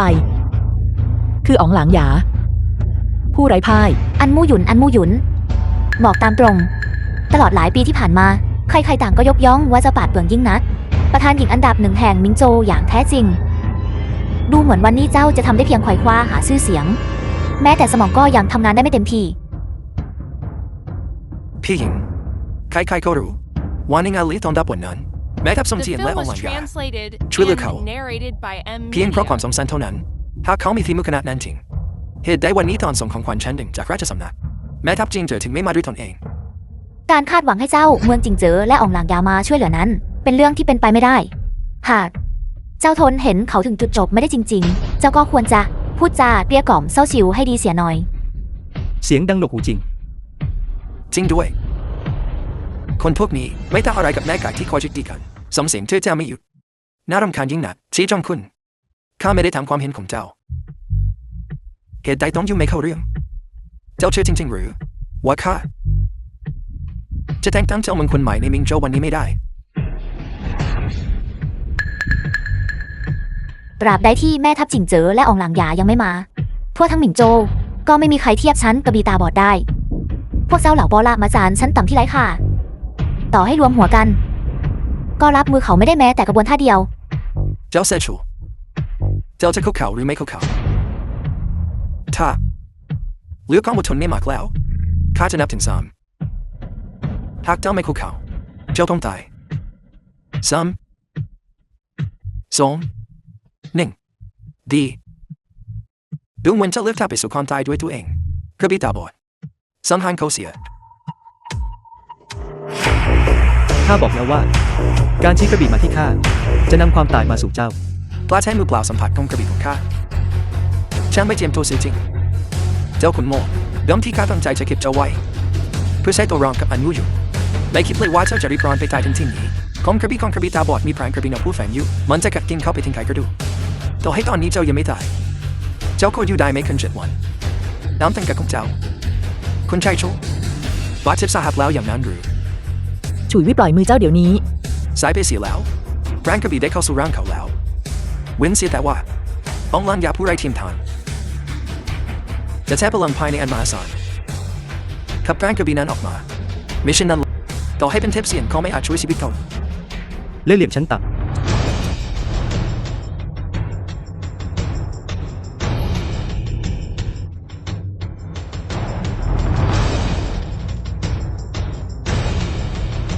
ไม่เป็นไปไม่ได้เขาไปเรียนรู้วิชาที่น่าเหลือเชื่อเช่นนี้มาจากไหนนึกไม่ถึงว่าเขาจะสามารถเอาชนะกระบี่ตาบอดได้ หรือว่าตัวสวยผู้นี้จะเป็นถึงปรมาจารย์ในธรรมเนียบมังกรและเป็นผู้ที่มีอันดับสูงกว่ากระบี่ตาบอดซีอีก ข้าบอกแล้วว่าการชี้กระบี่มาที่ข้าเป็นสิ่งที่เจ้าไม่มีคุณสมบัติพอจะทำ เจ้าตกลงเป็นเทพเซียนมาจากไหนกันแน่ช่วยบี้ข้าไม่สนหรอกว่าเจ้าจะเป็นใครเจ้าคิดว่าเจ้าเก่งกาจนักหรือไงความเก่งกาจนั้นไม่มีค่าอันใดหรอก The film was บนโลก translated ใบนี้ and ทุกอย่างขึ้นอยู่กับ narrated อำนาจ by และ M. เบื้องหลัง Media. เจ้าเมืองมิงโจวเพิ่งประกาศแจ้งความจำนงอย่างเป็นทางการและเปิดให้มีการประมูลสาธารณะกรมจิงหยุนเจ้าไม่มีทางทวงกรมจิงหยุนขึ้นมาได้และเจ้าก็ไม่อาจปกป้องมรดกของชูเทียนได้เช่นกันต่อให้มัดของเจ้าจะหนักหนาเพียงใดเจ้าก็เป็นได้แค่ผู้อัฐพาลเขาพูดถูกต่อให้เจ้าจะต่อสู้กันกาจเพียงใดเจ้าก็เป็นแค่ผู้อัฐพาลที่ไร้หัวนอนปลายเท้าแล้วมันจะมีประโยชน์อันใด นั่นสิหากเจ้าเก่งกาจถึงเพียงนั้นเมื่อครั้งนั้นแม่ทัพจิงเจอตอนที่พวกเขาเข้ายึดกลุ่มจิงหยุนเหตุใดเจ้าถึงไม่สั่งสอนนางสักครั้งแล้วซิงมันกลับคืนมาเจ้าขี้ขาดเกินไปหรือเจ้ากลัวผลที่จะตามมากันแน่ถูกต้องแล้วไม่ว่าเจ้าจะเก่งกาจในการต่อสู้เพียงใดเจ้าก็ไม่ใช่ผู้อยู่ยงคงกระพันเจ้าไม่อาจเอาชนะเจ้าเมืองจิงเจอหรือแม้แต่เอาชนะของผู้นั้นได้ พวกเจ้าทุกคนคิดว่าข้าไร้หนทาง จนต้องยืนมองกลุ่มจิงหยุนถูกยึดไปหรือ ก็น่าจะเป็นเหตุผลอื่นไปได้อีกหรืออย่าบอกนะว่าเจ้าจงใจทำเช่นนั้นหมาดญาติเหนือแรงงานชั่วชีวิตของสุเทียนกลับถูกเจ้าทำลายทิ้งไปเสียเปล่าหากเขามองลงมาจากสวงสวรรค์แล้วเห็นพฤติกรรมผานสมบัติของเจ้าเขาคงโกรธแค้นจนฟื้นคืนชีพขึ้นมาแน่ เมื่อเทียบกับการถูกเซินเว่ยเล่นงาน ผ่านแผนการชั่วร้ายของนาง จนกลุ่มจิงหยุนต้องตกไปอยู่ในมือของรัฐ ดังนั้นสำหรับพี่ชายของเจ้า นี่ก็ไม่ใช่ผลลัพธ์ที่แย่นักหรอกเหตุผลที่ข้าดูถูกเจ้า ก็เพราะวิธีการ แก้แค้นของเจ้ามันบุ่มบามเกินไป จนน่าสมเพช ท้ายที่สุดแล้วเจ้าก็เป็นแค่คนไร้ค่าสิ่งที่เขาทำได้จนถึงตอนนี้ก็เป็นขีดจำกัดความสามารถของเขาแล้ว ข้าเพียงแต่ ไม่ต้องการทำตามวิถีของเด็กน้อยผู้นี้ แล้วใช้วิธีการสกปรกเหล่านั้น พื่อฉกฉวย เพื่อช่วงชิง ถึงแม้ว่ากลุ่มจิงหยุนจะเป็นของตระกูลชูเราโดยชอบทำก็ตาม แต่เมื่อข้าตัดสินใจจะทวงคืนข้าจะทำผ่านช่องทางที่ถูกต้อง โดยใช้วิธีการที่สมเหตุสมผลเพื่อนำมันกลับมา ข้าเห็นมาร์ตนอลจากจะคลาวแล้วยังโลกคลาวถึงกระดูกดำการจะทำแผนการแบบที่เจ้าว่ามาหากไม่ใช่เพราะผู้มีอำนาจสูงสุดในท้องที่ลงมือด้วยตนเองเหตุใดเจ้าไม่พูดไปเลยล่ะว่าเจ้ามุ่งถึงเธอสมคบคิดอยู่กับเจ้า อองหลางยากำลังอยู่ที่หมิงโจวในเวลานี้ หากเจ้าเมืองจิงเจอร่วมมือกับเจ้าจิง นางคงตกอยู่ภายใต้แรงกดดันมหาศาล เจ้าช่วยชีวิตนางไว้ หรือข้าควรจะพูดว่า เจ้าเป็นคนของนางกันแน่ เซินเว่ยเว่ยระวังปากของเจ้าไว้ให้ดี ข้าพูดอะไรผิดหรือ ข้าไม่ได้พูดเลวไหลเสียหน่อย ไม่ใช่เจ้าเด็กนั่นหรือ ที่ยืนกรานจะปากคอร้ายเช่นนี้ หากทำตามตันกะของเขา ข้าก็แค่กำลังทำความเข้าใจ อย่างถูกต้องไม่ใช่หรือ ถ้าอย่างนั้นหากข้าจะบอกว่า จริงเจอ สมคบคิดกับข้าจริงๆเล่า เหตุใดเจ้าไม่พูดไปเลยล่ะ ว่าเจ้าเองก็คืออ่องหลางยา มันน่าขำขนาดนั้นเลยหรือซ่งเซาชิวท่าทางที่เจ้ายืนอยู่ตรงนั้น วางท่าโอหังเช่นนั้น The film was ข้ากลับรู้สึกว่าน่าขำกว่าเสียอีก translated พี่หญิง and ฟังเขาสิ narrated by M Media. คนที่พูดจาเพ้อเจ้อเช่นนี้ จะมีสมองปกติได้อย่างไร ไอ้ขยะ มีคนเคยยื่นมือเข้าช่วยเจ้าด้วยความเมตตาครั้งหนึ่ง เจ้าถึงคิดจะก่อแข้งก่อขาพวกเขาไปตลอดชีวิตเลยหรือ ไอ้คือยาจูเจ้ายังฝันกลางวันอยู่อีกหรือเมื่อข้ายึดคำจริงหยุดมาได้ การได้ตายในตึกสำนักงานของพี่ชายเจ้าก็นับเป็นจุดจบที่เหมาะสมสำหรับเจ้าแล้วคำจริงหยุนบักนี้เป็นสมบัติล้ำค่าที่ทุกคนในมิงโจวทำไมป้อมเจ้าเป็นแค่คนบ้านนอกมาจากยานโจวเจ้าเอาเหตุผลอะไรมามั่นใจว่าจะชนะเหตุผลนั้นได้หรือด้วยอิทธิพลของตระกูลซ่องในยานโจวและการร่วมมือกับตระกูลอันในมิงโจวแห่งนี้ใครจะกล้ามาต่อกรกับพวกเรา ตระกูลอันของพวกเราไม่มีวันร่วมมือกับเจ้า มู่หยุน เจ้าเป็น CEO ของกลุ่มนี้ แต่สำหรับเรื่องในวันนี้ เจ้าไม่ใช่คนตัดสินใจ ท่านย่าท่าน ข้าไม่เห็นด้วย ข้ายังไม่ตาย ตระกูลอันนี้ ไม่ใช่ที่ที่เจ้าจะใช้อำนาจเผด็จการปกครองได้ หากเจ้าไม่ร่วมมือให้ดี กับคุณชายชิว และรักษาไว้ซึ่งกลุ่มจิงหยุน ส่วนตำแหน่งประธานกลุ่มตระกูลอันของเจ้านั้น ข้าคงต้องพิจารณาว่าถึงเวลาที่ควรเปลี่ยนคนเสียที ท่านอาจตัดสินใจเรื่องในครอบครัวได้ แต่เมื่อเป็นเรื่องของกลุ่มบริษัท ก็ไม่ใช่หน้าที่ที่ท่านจะเข้ามายุ่ง มู่หยุน อย่าได้โอหังไป เจ้ายังรู้ตัวหรือไม่ว่ากำลังพูดอะไรอยู่ ช่วยบี้โปรเทลพี่ยิงและทัญญาของข้าถึงได้พิจัยกันเจ้าทำใจจะอยู่นิ่งเฉยอยู่แบบนี้หรือ ชุยวี่ หากเจ้ายังเป็นลูกผู้ชาย ก็จงแสดงความรับผิดชอบออกมา แล้วปล่อยตัวมู่หยุนของข้าไป ท่านย่า หากข้าสามารถทวงคืนกลุ่มจิงหยุนกลับมาได้ และให้มู่หยุนดำรงตำแหน่งประธานบริษัท หยุดพูดจาไร้สาระเสียทีในเมื่อตระกูลซูและตระกูลอันร่วมมือกันเจ้าคิดว่าเจ้าจะทวงกำจริงหยุนขึ้นมาได้ด้วยวิธีไหนหรือความฝันของเจ้าหรือ ชุยวี่เพ้อฝันลมๆแรงๆของเจ้า มันไร้ความหมายสิ้นดี ท่านย่าอาจจะวางมือแล้วจากไป แต่ท่านจะถูกบีบบังคับให้ออกไปไม่ได้เด็ดขาด ท่านย่า เรามาเดิมพันกันสักครั้งดีหรือไม่ เดิมพันงั้นหรือ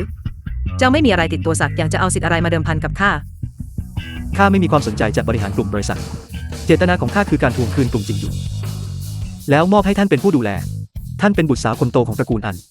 และยังเป็นภรรยาของข้าหูหยินน้อยแห่งตระกูลชู นั่นไม่ใช่เรื่องขัดแย้งกัน นั่นคือเหตุผลที่ข้าใช้เรื่องนี้เป็นเดิมพัน คุณหนูตระกูลชู ค่าธรรมเนียมการจัดการวิลล่าของเจ้าใกล้จะครบกำหนดแล้ว ไปหาเงินมาให้ได้ก่อนเถอะ อย่าทำตัวเหมือนยังเป็นคนของตระกูลสูงศักดิ์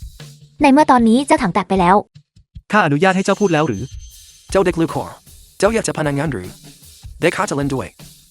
หากเจ้าฝึกทวงคงจริงหยุนขึ้นมาได้จริงข้าจะจัดการตระกูลเซินและตระกูลเฉินให้เจ้าเองแต่หากเจ้าแพ้ข้าต้องการให้เจ้าส่งตัวมู่หยุนมาที่เตียงของข้าโดยตัวเอง The film was translated and narrated by M Media. พยาอย่างเจ้าคิดว่ามีค่าพอจะเดิมพันกับข้าหรือ หากข้าไม่สามารถทวงคืนกลุ่มจิงหยุนได้ตำแหน่งประธานนั้น เจ้าจะเปลี่ยนตัวใครก็ได้ตามใจชอบ ในเมื่อพวกเจ้าไม่เชื่อว่าข้าจะทำได้ เดิมพันนี้พวกเจ้าก็มีแต่ได้กับได้ ไม่ใช่หรือ แขกผู้มีเกียรติชั้นหนึ่ง เจ้าไม่มีวันสมหวังหรอก ส่วนเรื่องผลกระทบที่จะตามมา ข้าไม่มีความสนใจในเรื่องของเจ้ากับคุณชายซ่งเซาชิว ต่อจากนี้ไปอย่าได้มารบกวนอันมู่หยุนของข้าอีก และหากมีเรื่องใดเกิดขึ้น ก็แค่ไม่ต้องมาขอให้อันมู่หยุนของข้าช่วยเหลือเพียงเท่านี้ก็พอแล้ว แล้วถ้าหากข้าชนะล่ะ หากเจ้าทวงกลุ่มจิงหยุนคืนมาได้ และสนับสนุนให้อันมู่หยุน ได้ขึ้นเป็นประธานคนใหม่ของกลุ่มจิงหยุนข้าจะเป็นประธานในงานแต่งงานของพวกเจ้าด้วยตนเอง และข้าจะไม่ไปปากพูดถึงเรื่อง การเปลี่ยนตัวประธานอีก ฉุยวี่ เจ้ามีความมั่นใจที่จะยึดการบริหารกลุ่มจิงหยุนมาได้หรือ คุณดูอันวางใจเถิดกงจิงยุนขอแต่คุณชูไม่มีใครสามารถช่วงชิงไปได้ นั่นเป็นผลงานชั่วชีวิตของพี่ชายข้า มันเคยใช้ชื่อฉูและมันจะใช้ชื่อฉูตลอดไป ด้วยความช่วยเหลือของคุณฉี โอกาสของเราก็ถือว่าดีทีเดียว ข้าคงต้องรบกวนคุณฉีสำหรับการประชุมประมูลที่กำลังจะมาถึง ตกลงได้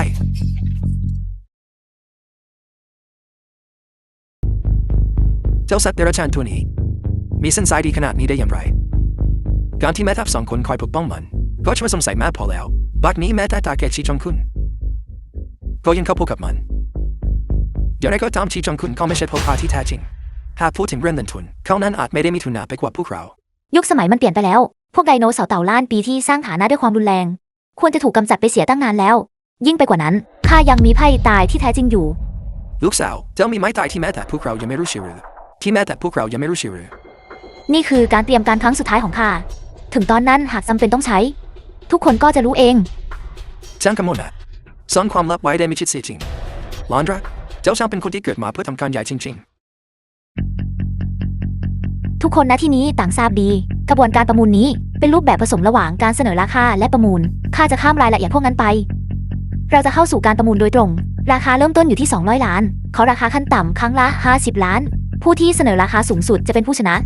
เชิญยกป้ายประมูลได้เลย ๆบัดซบทำไมมันถึงทางนะ เมื่อพิจารณาจากขนาดของกลุ่มจริงอยู่แล้ว ดูเหมือนว่า คราวนี้เราคงไม่มีโอกาสได้ร่วมวง ข้าขอเปิดประมูลก่อน250 ล้าน300 ล้าน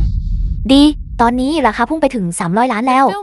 ดูเหมือนความกระตือรือร้นของทุกคน จะสูงลิ้วเลยทีเดียว ไอ้พวกสวะทำไมพวกเจ้าถึงไม่เสนอราคาล่ะไม่ใช่ว่าเจ้าอยากจะทวงความยุติธรรมให้พี่ใหญ่ของเจ้าหรอกหรือข้าว่ากระเป๋าของพวกเจ้าคงจะวางเปล่าเกินไปสินะอันมูยูเนตถากจากตระกูลอันไปแล้ว ไม่มีการพึ่งพาหยิบยื่นของจากพวกเขาอีกต่อไปสุนัขจรจัดที่เร่ร่อนมาตลอด6 ปีคิดหรือว่าจะคู่ควรกับการเข้าร่วมการแข่งขันที่เดิมพันเริ่มที่หลายร้อยล้าน ข้าไม่สนใจเกมเด็กพันนั้นหรอก ปล่อยให้พวกเจ้ากัดกันจนเละก่อน แล้วข้าจะลงมือในช่วงสุดท้ายปิดฉากทุกอย่างด้วยตัวข้าเอง ดื้อดึงเหมือนลาท่านผู้ดำเนินรายการข้าขอให้มีการตรวจสอบเงินทุน เพราะเป็นไปได้สูงมาก ที่พวกเขาแม้แต่ราคาเริ่มต้นก็ยังจ่ายไม่ไหว ถูกต้องตรวจสอบเงินทุนของพวกมัน ถูกต้องแล้ว เราไม่ต้อนรับพวกเหลือบไหลมาทำลายงานระดับนี้ ข้าเตรียมไว้พร้อมแล้ว ในนี้มีอยู่500 ล้าน เจ้าไม่มีทางเก็บออมเงินมหาศาลขนาดนั้นไว้ได้ โดยไม่ให้ใครรู้หรอก เจ้าไปเอาเงินมาจากไหน พวกสุนัขรับใช้ที่ยินโซพวกเจ้าคิดว่ากำลังดูถูกใครอยู่อยากจะประชันความมั่งคั่งกันนักใช่ไหมเข้ามาเลย1,000 ล้านชีจงคุณเจ้าเป็นคนนอกในเกมนี้ทำไปเพื่ออะไรกันถึงได้มาทำให้นามคุณเช่นนี้หากพวกเขาอยู่ประมูลเจ้าก็ต้องพักเงิน1,000 ล้านนั้นออกมาจริงๆนะพวกเจ้าไม่จำเป็นต้องประมูลหากไม่ต้องการเจ้าคิดว่าข้าไม่มีปัญญาจ่ายหรือไงเอาเลยตรวจสอบเงินทุนเสียทันทีมีปัญญาจ่าย1,000 ล้านอย่างแน่นอนแต่การทำเช่นนี้เขากลับทำให้ตระกูลเซินที่ก็หาอยากจะแข่งขันเหลือเกินต้องตกอยู่ในสถานะที่กากระบวนอย่างยิ่ง สวรรค์ช่วย 1,000 ล้าน ความใจถึงของพวกผู้ยิ่งใหญ่เหล่านี้ทำเอาคนหายใจไม่ออกชีจงคุณอย่าคิดว่าข้าไม่รู้ ว่าเจ้าจ้องกลุ่มจริงหยุดมานานแล้ว ช่วยบี้เจ้าคิดจริงๆหรือว่าสุนัขจิ้งจอกเท่าตัวนี้กำลังพยายามช่วยเหลือเจ้าอย่างจริงใจ เรื่องนั้นไม่ใช่ธุระโครงการอะไรของเจ้า อะไรกันเงินประมูลหมดแล้วหรือไร มันก็แค่ 1,000 ล้าน พวกโง่เขลาถูกหลอกใช้ยังไม่รู้ตัวกลุ่มจริงหยุนเป็นรางวัลที่ล้ำค่าขนาดนี้ใครบ้างจะไม่พัฒนาเลิกเล่นเกมยูเย็นตะแคงโรที่น่าสมเพชพวกมีเสียที่ราคา1,000 ล้านที่ข้าเสนอไปข้าจะไม่มีวันถอนคำพูดไม่ว่าพวกเจ้าจะพูดอย่างไรก็ตาม เจ้าชีอย่าคิดว่าข้าไม่รู้ ว่าเจ้าก็ต้องการกลุ่มจริงยุ้นเช่นกัน หากเจ้ามีความกล้าก็ลองถามใจตัวเองดูสิ ถ้าขอให้ทุกคนในที่นี้เป็นพยานถ้าชีจงคุณขอสาบานต่อหน้าควรหูในวันนี้หากท้ายที่สุดการประมูลของข้าสำเร็จลงข้าจะโอนกรรมสิทธิ์ของกลุ่มจริงจุนโดยไม่มีเงื่อนไขและไม่คิดค่าตอบแทนใดๆให้แก่ชูบี้หากข้าผิดคำสาบานขอให้ข้าต้องตายด้วยคมดาบและหอกธนูขอให้เส้นผมทะลักออกมา ไม่เห็นจำเป็นต้องสาบานคำสาบานที่รุนแรงถึงเพียงนั้นเลย เจ้าต้องใช้บารมีของขวัญพวกโมฆะเหล่านี้สำหรับคนในโลกมืออย่างสีเทา การสาบานต่อหน้าคนอื่นก็ไม่ต่างอะไรกับการเอาชีวิตของบุพการีตนเองเป็นเดิมพัน สีจงคุณ เจ้า The film was translated ชีจงคุณ and narrated สติปัญญาของเจ้าไม่ถึง50 ปีกันไรเจ้ากลายเป็นคนเลิศไปแล้วหรือช่วยวิผู้นี้เป็นบิดาหรือเป็นบรรพบุรุษของเจ้ากันไร้ความสามารถบ้าคำไร้ประโยชน์เจ้ากำลังดูหมิ่นข้าอยู่หรือเดี๋ยวข้าจะจัดการเจ้าตอนออกไปข้างนอกหากเจ้ามีเงินก็ประมูลต่อไปหากไม่มีก็หุบปากเสีย 1,050 ล้าน 1,100 ล้าน 1,150 ล้าน ทำไมต้องโมขนาดนี้ถ้าคิดจะสู้ก็สู้ถ้าไม่กล้าก็ไปนำที่ตัวเด็กเสีย 1,500 ล้านบาซกนี่มันเงินน้ำไม่ใช่ใบไม้ การประมูลนี้ไม่มีเทคนิคอะไรทั้งนั้น มันคือความหยิ่งพยองล้วน น่าเสียดายนะหากตระกูลสงแห่งเย็นโจเข้าร่วมด้วยทั้งสองฝ่ายต่างก็มีเงินถึงเงินทางสงครามราคาคงจะหลีกเลี่ยงไม่ได้พระคุณเสนียันจ่ายภาษีกันไปหน่อย ๆสีจงคุณ เจ้าพยายามจะงัดข้อกับคลังสมบัติของตระกูลข้าอยู่ใช่ไหม ถ้าอย่างนั้นข้าจะอยู่เป็นเพื่อนเจ้าจนถึงที่สุดเอง 1,800 ล้าน 1,800 ล้าน ราคานี้ได้เกินกว่า มูลค่าประเมินสูงสุดในตลาดไปแล้ว มีใครเสนอราคาสูงกว่านี้อีกไหมสีจงคุณ เจ้ายังตามไหวอยู่หรือเปล่า ข้าแนะนำให้พวกเจ้าเลิกปั่นราคาซิทีแม้สมาคมใจเฮอของเจ้าจะยิ่งใหญ่แต่มันไม่ได้สร้างขึ้นบนหลักฐานทางการค้าความสามารถในการระดมทุนของเจ้ามันจำกัดนะ จงทำตัวให้เจียมกะลาหูไว้บ้าง ไม่จำเป็นต้องไปมีเรื่องผิดใจกับพวกเขาหรอก ช่วยบี้โปรดวางใจเถิดพวกเขาเปล่าได้ไม่ผิดแต่พวกเขาประเมินความมั่งคั่งของสมาคมใจเฮอทำเกินไป2,000 ล้าน หากข้าคำนวณไม่ผิด ยอดเงิน 1,800 ล้านของตระกูลเซินเมื่อครู่ น่าจะเป็นขีดจำกัดของพวกท่านแล้วใช่หรือไม่ ข้าจะไม่ปิดบังท่าน2,000 ล้านนี้คือขีดจำกัดของข้าเช่นกันทว่าอันมูจุนยังมีเงินอีก500 ล้านในมือหากท่านสามารถดันราคาให้เกิน 2,500 ล้านได้เช่นนั้นข้าก็คงจะปัญญาแล้วแต่น่าเสียดายตระกูลเซินของพวกท่านปากดีอวดทางไปทั่วแต่กระเป๋าเงินกลับไม่ได้นายอย่างที่คุยไว้เจ้าไอ้แกสารเลวหลังจากคุมจริงยุนถูกยึดไปแล้วมูลค่าของมันก็ลดลงอย่างมากแล้วเจ้ายังจะทุ่มเงินมหาศาลขนาดนี้ลงไปอีกเจ้าเสียสติไปแล้วหรือข้าเต็มใจจะทำมันหนักกว่าเจ้าหรือเซนเว่ยเว่ยเจ้าไปมนทอสิเจ้าไปมนทอสิ ไอ้คนไร้สมองด้วยกลอุบายง่ายยอๆเพียงไม่กี่อย่างข้าก็รอให้เจ้าเสนอราคาจนสุดตัวออกมาได้แล้ว เจ้าเสนอราคาได้เต็มที่แค่ 2,500 ล้านใช่ไหมล่ะ ต่อให้เจ้ารู้ขีดจำกัดของเขาแล้วอย่างไรส่วนต่างสัก1 หรือ 200 ล้านอาจพอจะเค้นออกมาได้แต่ส่วนต่างถึง700 ล้านนี้เจ้ามีอะไรมาสู้กับข้า หากตระกูลเซินคิดจะทุบหม้อข้าวตัวเอง ก็ยังพอจะหาเงินอีก 700 ล้านมาสมทบได้ แต่ผลลัพธ์นั้นคงยากจะกอบกู้ เจ้ายังมีเล่ห์เหลี่ยมอะไรอยู่อีก พูดมา 3,000 ล้าน 3,000 ล้าน ยุกเราทำไม่ได้ The film เราจะ was ไปหาเงิน1 ล้านมาจากที่ไหนกัน translated and ตอนนี้ narrated by นางผู้หญิงตระกูลอนันต์นางผู้ถูกต่อให้คุ้มจริงยุนจะไม่ค่าเพียงใดมันก็ไม่คุ้มค่าจนถึงขั้นต้องทำให้ทรัพย์สินของตระกูลพินาศผลเสียที่ได้รับมันมากกว่าผลประโยชน์ที่อาจได้มา ท่านพ่อ ท่านอา เราเพียงแค่ต้องจ่าย 2,000 ล้าน ส่วนอีก 1,000 ล้านที่เหลือ จะมีคนอื่นคอยจัดการให้เราเอง เว้ยหากเจ้ายอมกลับมาคุยกับข้านั่นทลานั้นข้าจะจ่ายให้ไอ้ลูกแผนสมบัติลงสตรีจนมอมตระกูลฉันจะไม่ควักเงินแม้แต่เส้นเดียวและหากเจ้ายังคงทำตัวผูกพันกับนางผู้หญิงนั้นตระกูลฉันจะต้องล้มจมไปตลอดกาล บอกตามตรง เกียรติยศนี้ ต่อให้ตระกูลเฉินของเจ้าอยากจะเข้ามามีส่วนร่วม เจ้าก็ไม่มีปัญญาหรอก ข้าอย่าพูดนะหากปราศจากคนประจบสอบพ่อผู้นี้ดูชื่อเสียงเรื่องการหักล้างของตระกูลเซินจะมีไอ้โง่ที่ไหน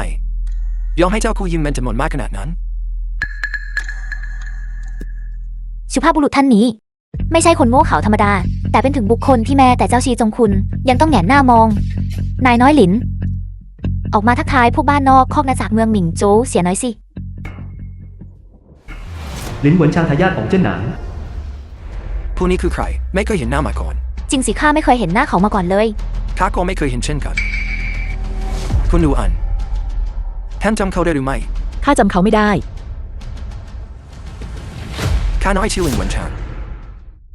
แห่งราชสกุลนานจอกเชื้อพระวงศ์ยอดคนผู้สูงศักดิ์ดุจมังกรละหน นั่นสิ คนที่มีสถานะสูงส่งเช่นนี้ มาที่เมืองหมิงโจวของเราได้อย่างไร ต่อให้แม้แต่เจ้ามูจริงจะไม่เห็นยังต้องจุดบุหรี่ให้เขาเลย หยุนโจคืออดีตเมืองหลวงของอาณาจักรหนานเจาะเจ้าเป็นเชื้อพระวงศ์หนานเจาะอย่างนั้นหรือ ถูกต้องแล้ว ข้าไม่นึกเลยว่าคนไร้ค่าอย่างเจ้าจะหูตากว้างขวางถึงเพียงนี้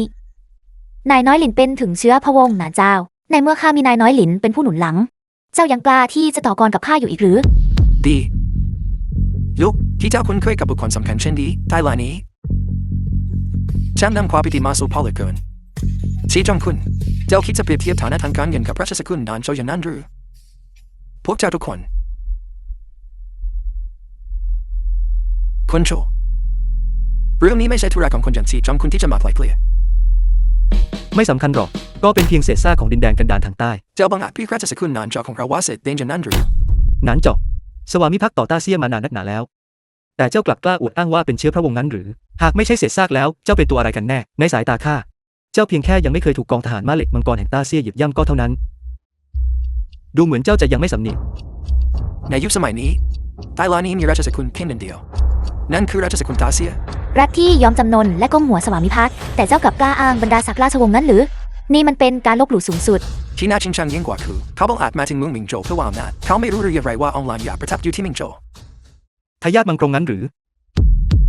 จะให้ข้าเรียกแม่ทัพเจ๋อชงกับจิงเจ๋อมาจุดบุหรี่ให้เจ้าเลยดีไหม The film was จริงเจอผู้ที่ครั้งหนึ่งเคยทำลาย translated แต่หากมา and เข้าหนัก narrated ด่า by ฟ้อยนายด้วยกระบี่ media. ทิ้งเล่มเดียวนะหรือ ฉุยวี่หยุดใส่ลายป้ายสีด้วยคำพูดไร้สาระเสียที่ข้าจะบอกอะไรให้นายน้อยหลินของพวกเราเพียงแค่คุ้นชินกับการกระทำเช่นนี้มาหลายปี มันก็แค่คำพูดพลั้งเผลอไม่มีอะไรมากไปกว่านั้น นานเจ้าประกาศยอมจำนนไปเมื่อ5 ปีก่อน 5 ปี แล้วเจ้ายังไม่เปลี่ยนวิธีเรียกขานเขาอีกหรือ ในความคิดของข้าไม่ใช่เพราะสันดานแก่ยากแต่เป็นเพราะเจ้าไม่ยอมรับชะตากรรมของตัวเองต่างหากเจ้าเพียงแค่ไม่ยอมจำนนต่อมัน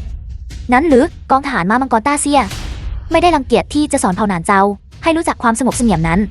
ในตอนนั้นแม่ทัพใหญ่เซินเชอร์นำกองทหารม้ามังกรต้าเซียเข้าปะทะที่เมืองอวินเจ้าห่างจากตัวเมือง60 ลี้จักรพรรดิหนานเจ้าองค์เก่าเดินถือหนังสือยอมจำนำมาด้วย2 มืออิดโรยจากการเดินทาง ภาพนั้น ช่างน่าพึงพอใจยิ่งนัก อะไรนะ เจ้าไม่ได้อยู่ในเหตุการณ์หรืออย่างไร ตอนนั้นข้ากำลังศึกษาอยู่ในทันแดนข้าเพิ่งกลับมายังมัตุภูมิเมื่อปีที่แล้วนี่เอง ดังนั้น เจ้าถึงไม่เข้าใจในบารมีเทพยดาขององค์หลางยาและไม่มีความยำเกรงต่อพระบารมีอันลุ่งโลดของต้าเซีย คิดฝันจะกู้คืนอาณาจักรของเจ้า ข้าน้อยไม่กล้าไม่ท่านทั้งสองเข้าใจสถานการณ์ผิดไปถนัดข้าน้อยมาที่หมิงโจวตามคำสั่งของท่านพ่อเมื่อทราบว่าองค์หลังอยากกำลังตัดฉลองพระองค์ข้าน้อยจึงนำอาเกตชันดีจากอวินโจวมาด้วยเพื่อใช้เป็นเครื่องประดับสำหรับนางปัก การตัดเย็บฉลองพระองค์ขององค์นั้น จะทำโดยสำนักอาภรณ์แต่เพียงผู้เดียว เจ้าเอาหินพวกนี้มามอบให้องค์หลังหยาหวังจะทำตัวโดดเด่นด้วยเศษหินไม่กี่ก้อนเจ้ากำลังคิดจะตั้งพรรคพวกหรือคิดจะเล่นตุกติกเบื้องหลังกันแน่ ช่วยวิเจ้าคนไร้ประโยชน์หยุดพ่นน้ำลายไร้สาระที่นี่เสียที่ ฉุยวี่พูดถูกเซินเว่ยเว่ยเจ้าไม่รู้กฎหมายบ้านเมืองหรืออย่างไร ในต้าเซียของเราเครื่องแต่งกายสำหรับผู้ที่มีบรรดาศักดิ์เหนือองค์ขึ้นไป ต้องเป็นไปตามระเบียบที่กำหนดไว้อย่างเคร่งครัดจะตัดเย็บเองโดยพลการแม้แต่ฝีเข็มเดียวก็ไม่ได้ เรื่องนี้หากจะพูดให้เบาที่สุดก็คือ เป็นการผิดธรรมเนียมปฏิบัติ หากจะพูดให้ชัดเจน มันคือโทษประหารชีวิต เจ้าแซหลิน เจ้ากำลังจะวางแผนให้ฝ่าบาทถูกโจมตีโดยพวกวิพากษ์วิจารณ์ใช่หรือไม่ มีความชอบสูงจนล้ำหน้าผู้เป็นนาย การดูหมิ่นพระราชอำนาจ เจตนาคิดคดกบฏ ปัสซบเดรัจฉาน อองหลังหยาผู้นี้คือผู้มีพระคุณต่อราษฎรต้าเซีย หากพวกเศษเดนเหล่านี้ต้องการกู้คืนอาณาจักร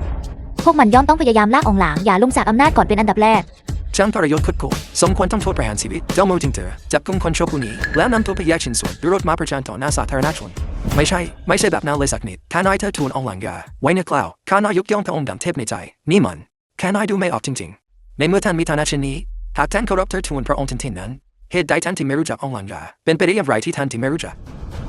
ดูเหมือนว่าเราจะไม่ได้อยู่อย่างสงบสุขนานนักและสงครามก็กำลังจะปะทุขึ้นอีกครา ความทะเยอทะยานเยี่ยงสุนัขป่าเช่นนี้ สมควรถูกประหารชีวิตทันที เป็นอะไรนะปัสซบมันปัสสาวะราดแล้วแค่นี้หรือยังกล้าเรียกตัวเองว่าเป็นเชื้อพระวงศ์อีกไม่ท่านแม่ทัพจริงเจอข้าน้อยอธิบายได้ The film was ท่านพ่อของ translated ข้าน้อย and ได้ขอพระราชทานอ narrated นุ by ญาตจากฝ่าบาท media. และด้วยพระเมตตาของฝ่าบาทข้าน้อยจึงมาที่นี่เพื่อส่งมอบยกข้าน้อยเพียงแต่มาถึงก่อนเวลาอีกไม่กี่วันพระเจ้าองค์การจากฝ่าบาทก็จะมาถึงที่เมืองมิงโจวแห่งนี้ แม้อาณาจักรหนานเจาะจะเป็นเพียงอดีตไปแล้วแต่พวกเขาก็ยังได้รับพระราชทานบรรดาศักดิ์ได้รับพระราชทานนามสกุลหลวงเปลี่ยนเป็นแซ่เจียในการรับมือกับคนผู้นี้ทั้งสองแม่ทัพเรายังคงต้องระวังให้จงหนัก ดี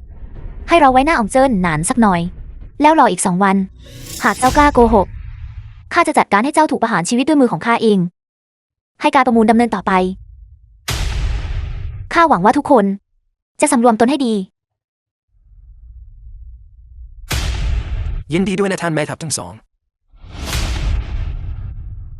นายน้อยหลิน ท่านเป็นอะไรหรือไม่ พวกท่านปัสสาวะราดกางเกงสีแล้ว ไม่มีอะไรจะแย่ไปกว่านี้แล้วใช่ไหม ในนี้มีอยู่2,000 ล้านจ่ายให้หมด และอย่าปล่อยให้พวกขยะสันตัวนี้สมหวังในสิ่งที่พวกมันต้องการข้าขอทูลละนี่แค่นี้ ไว้ค่อยคิดบัญชีกัน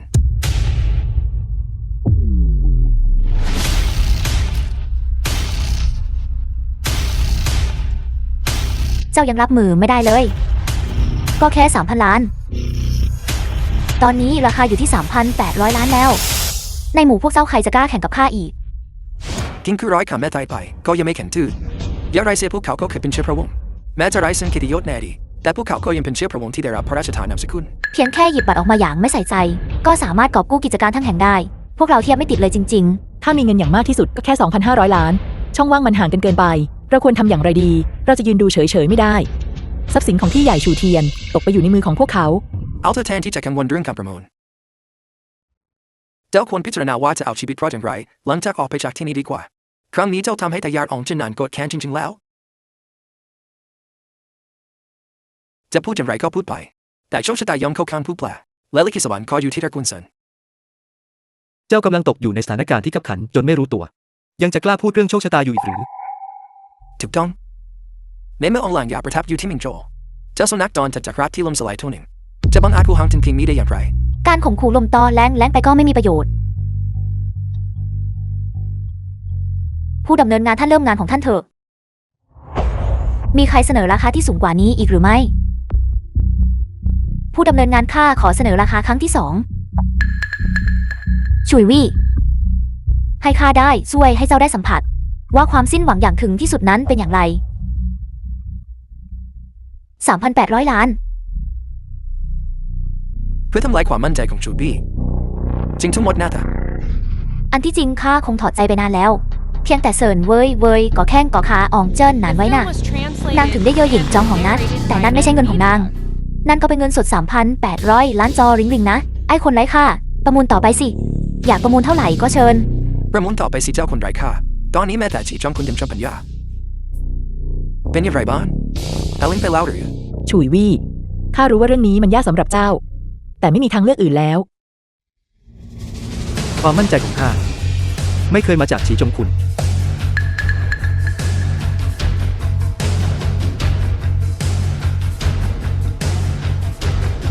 บัตรใบนี้คือราคาประมูลสูงสุดที่ข้าเสนอในวันนี้ มาดูกันว่า ใครจะสามารถแย่งสิทธิ์ในการบริหารกลุ่มจิงยุนไปได้ ในบัตรนั่นจะมีเงินสักเท่าไหร่กันเชียว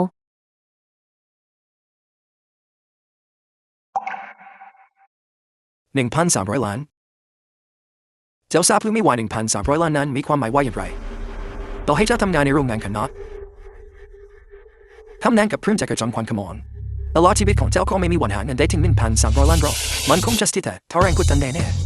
มันเกินกว่าจะรับไหวจริง ๆ ใครบ้างเล่าจะไม่ใจสั่นกับเรื่องนี้ ๆที่ได้รับความช่วยเหลือจากตระกูลชีข้านึกว่าจะได้เห็นแสงแห่งความหวังที่ไหนได้กลับต้องพ่ายยับเยินเช่นนี้ คุณฉุยวี่อย่าเป็นเช่นนี้เลย เป็นความผิดของข้าเอง หากข้าไม่ตัดขาดจากตระกูลอัน ข้าอาจจะช่วยท่านได้มากกว่านี้ ผู้ดำเนินงานรีบประกาศผลการประมูลเสียทีเล่นสนุกกับตัวแต่ลบไปเข้าตาประโยชน์เจ้าควรหมดอนาคตเจ้าไม่ควรพยายามที่จะต่อกรกับตระกูลเซนของข้าตั้งแต่แรก อย่าทำหน้าตาบูดบึ้งไปหน่อยเลย เรายังไม่แพ้เสียหน่อย ทำไมไม่ลองดู ยอดเงินในบัตรของข้าดูเล่า ข้าทนดูต่อไปไม่ไหวแล้วเจ้าคนไร้ค่าเจ้ามันพบแพ้แล้วผ่านเรื่องราวมาถึงแค่นี้แล้วเจ้าก็ยังจะดื้อรั้นอยู่อีกหากในบัตรใบนั้นมีเงินเกิน100 ล้านจริงข้าจะเรียกเจ้าว่าท่านพ่อเลยต่อให้เจ้าอยากจะเรียกเขาว่าพ่อก็ตามคนช่วยพี่อาจจะยังไม่อยากยอมรับลูกชายที่ล้มเหลวอย่างเจ้า ไม่มีความจำเป็นต้องพูดอะไรอีกแล้ว ผู้ดำเนินรายการท่านตรวจสอบยอดเงินในนี้ได้ใช่ไหม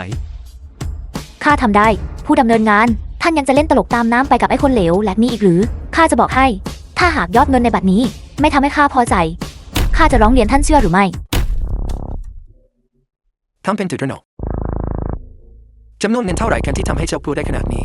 ชู คุณชุยวี่ ยอดเงินคงเหลือ นี่ บัตรใบนี้ เจ้ามีสิทธิ์อะไรมาทำหน้าที่ผู้ดำเนินงานด้วยท่าทีเช่นนี้ รู้จักพูดจาให้มันเข้าท่าหน่อย ในบัตรใบนี้มีเงิน 6,000 ล้าน เรื่องนี้ อะไร เหตุผลที่ข้าไม่ประมูล ก็เพราะข้าไม่มีตัวเลขที่แน่ชัดในใจ ไม่ว่าวันนี้ใครจะเสนอราคาสูงเท่าใด ข้าจะประมูลสูงกว่าพวกเขาอีก100 ล้านตระกูลเซินยังมีคำถามอะไรอีกหรือไม่ คุณเซินไม่ต้องนับอีกแล้วข้าน้อยเกรงว่าจะเกิดข้อผิดพลาดจึงได้นับไปหลายรอบแล้ว หากไม่นับจุดทศนิยมมีเลข0 10ตัวจริง Narrated by M Media. ๆชุยวี่เจ้าไปปล้นธนาคารไหนมาคนเหลวแหลกอย่างเจ้าจะมีเงินเป็นหมื่นล้านได้อย่างไร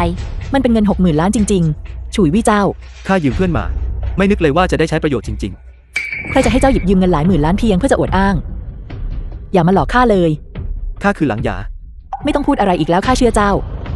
หลังจากเรื่องนี้จบลง เราจะขอบคุณเพื่อนของเจ้าอย่างเหมาะสม ถ้าไม่เชื่อท่าว่ามันจะมีเงินถุงเงินทั้งขนาดนั้น ต่อให้ชูเทียนยังมีชีวิตอยู่ ก็ไม่มีทางมีเงินมากมายขนาดนี้ได้ข้าสงสัยที่มาของบัตรใบนี้จริง จริงด้วยฉุยวี่เจ้าขโมยบัตรใบนี้มาจากที่ไหน ถ้าเจ้าไม่ยอมบอกพวกเราจะแจ้งทางการมาจัดการเจ้า ๆ เจ้าคงไม่ยอมหยุดจนกว่าจะเจอทางตันสินะคุณชูวิโปรดใส่รหัสผ่านส่วนตัวของท่านเพื่อทำรายการประมูลให้เสร็จสิ้นดูประเดี๋ยวเขารู้ไม่ใช่หรือว่าบัตรนั้นเป็นของใคร เจ้าช่างรู้จักแนะนำได้ดีเสียจริง เขาไม่มีวันเผยรหัสผ่านส่วนตัวหรอกต่อให้ต้องตายก็ตาม อันมู่หยุน เชิญกรอกรหัสผ่านส่วนตัวได้เลย ค่ะ เจ้าคงไม่คิดว่านางแค่เดาสุ่มเพราะดวงดี แล้วอาจจะฟลุกกระถูกขึ้นมาหรอกนะ ทายสิ ไม่จำเป็น อันมู่หยุน รหัสผ่านส่วนตัวคือวันเกิดตามปฏิทินสุริยคติของเจ้า เชิญเลย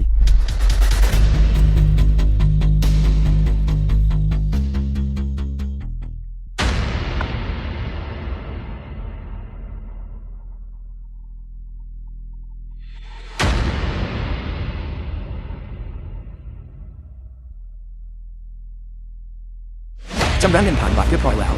ยอดการทำรายการคือ3,900 ล้านโทดี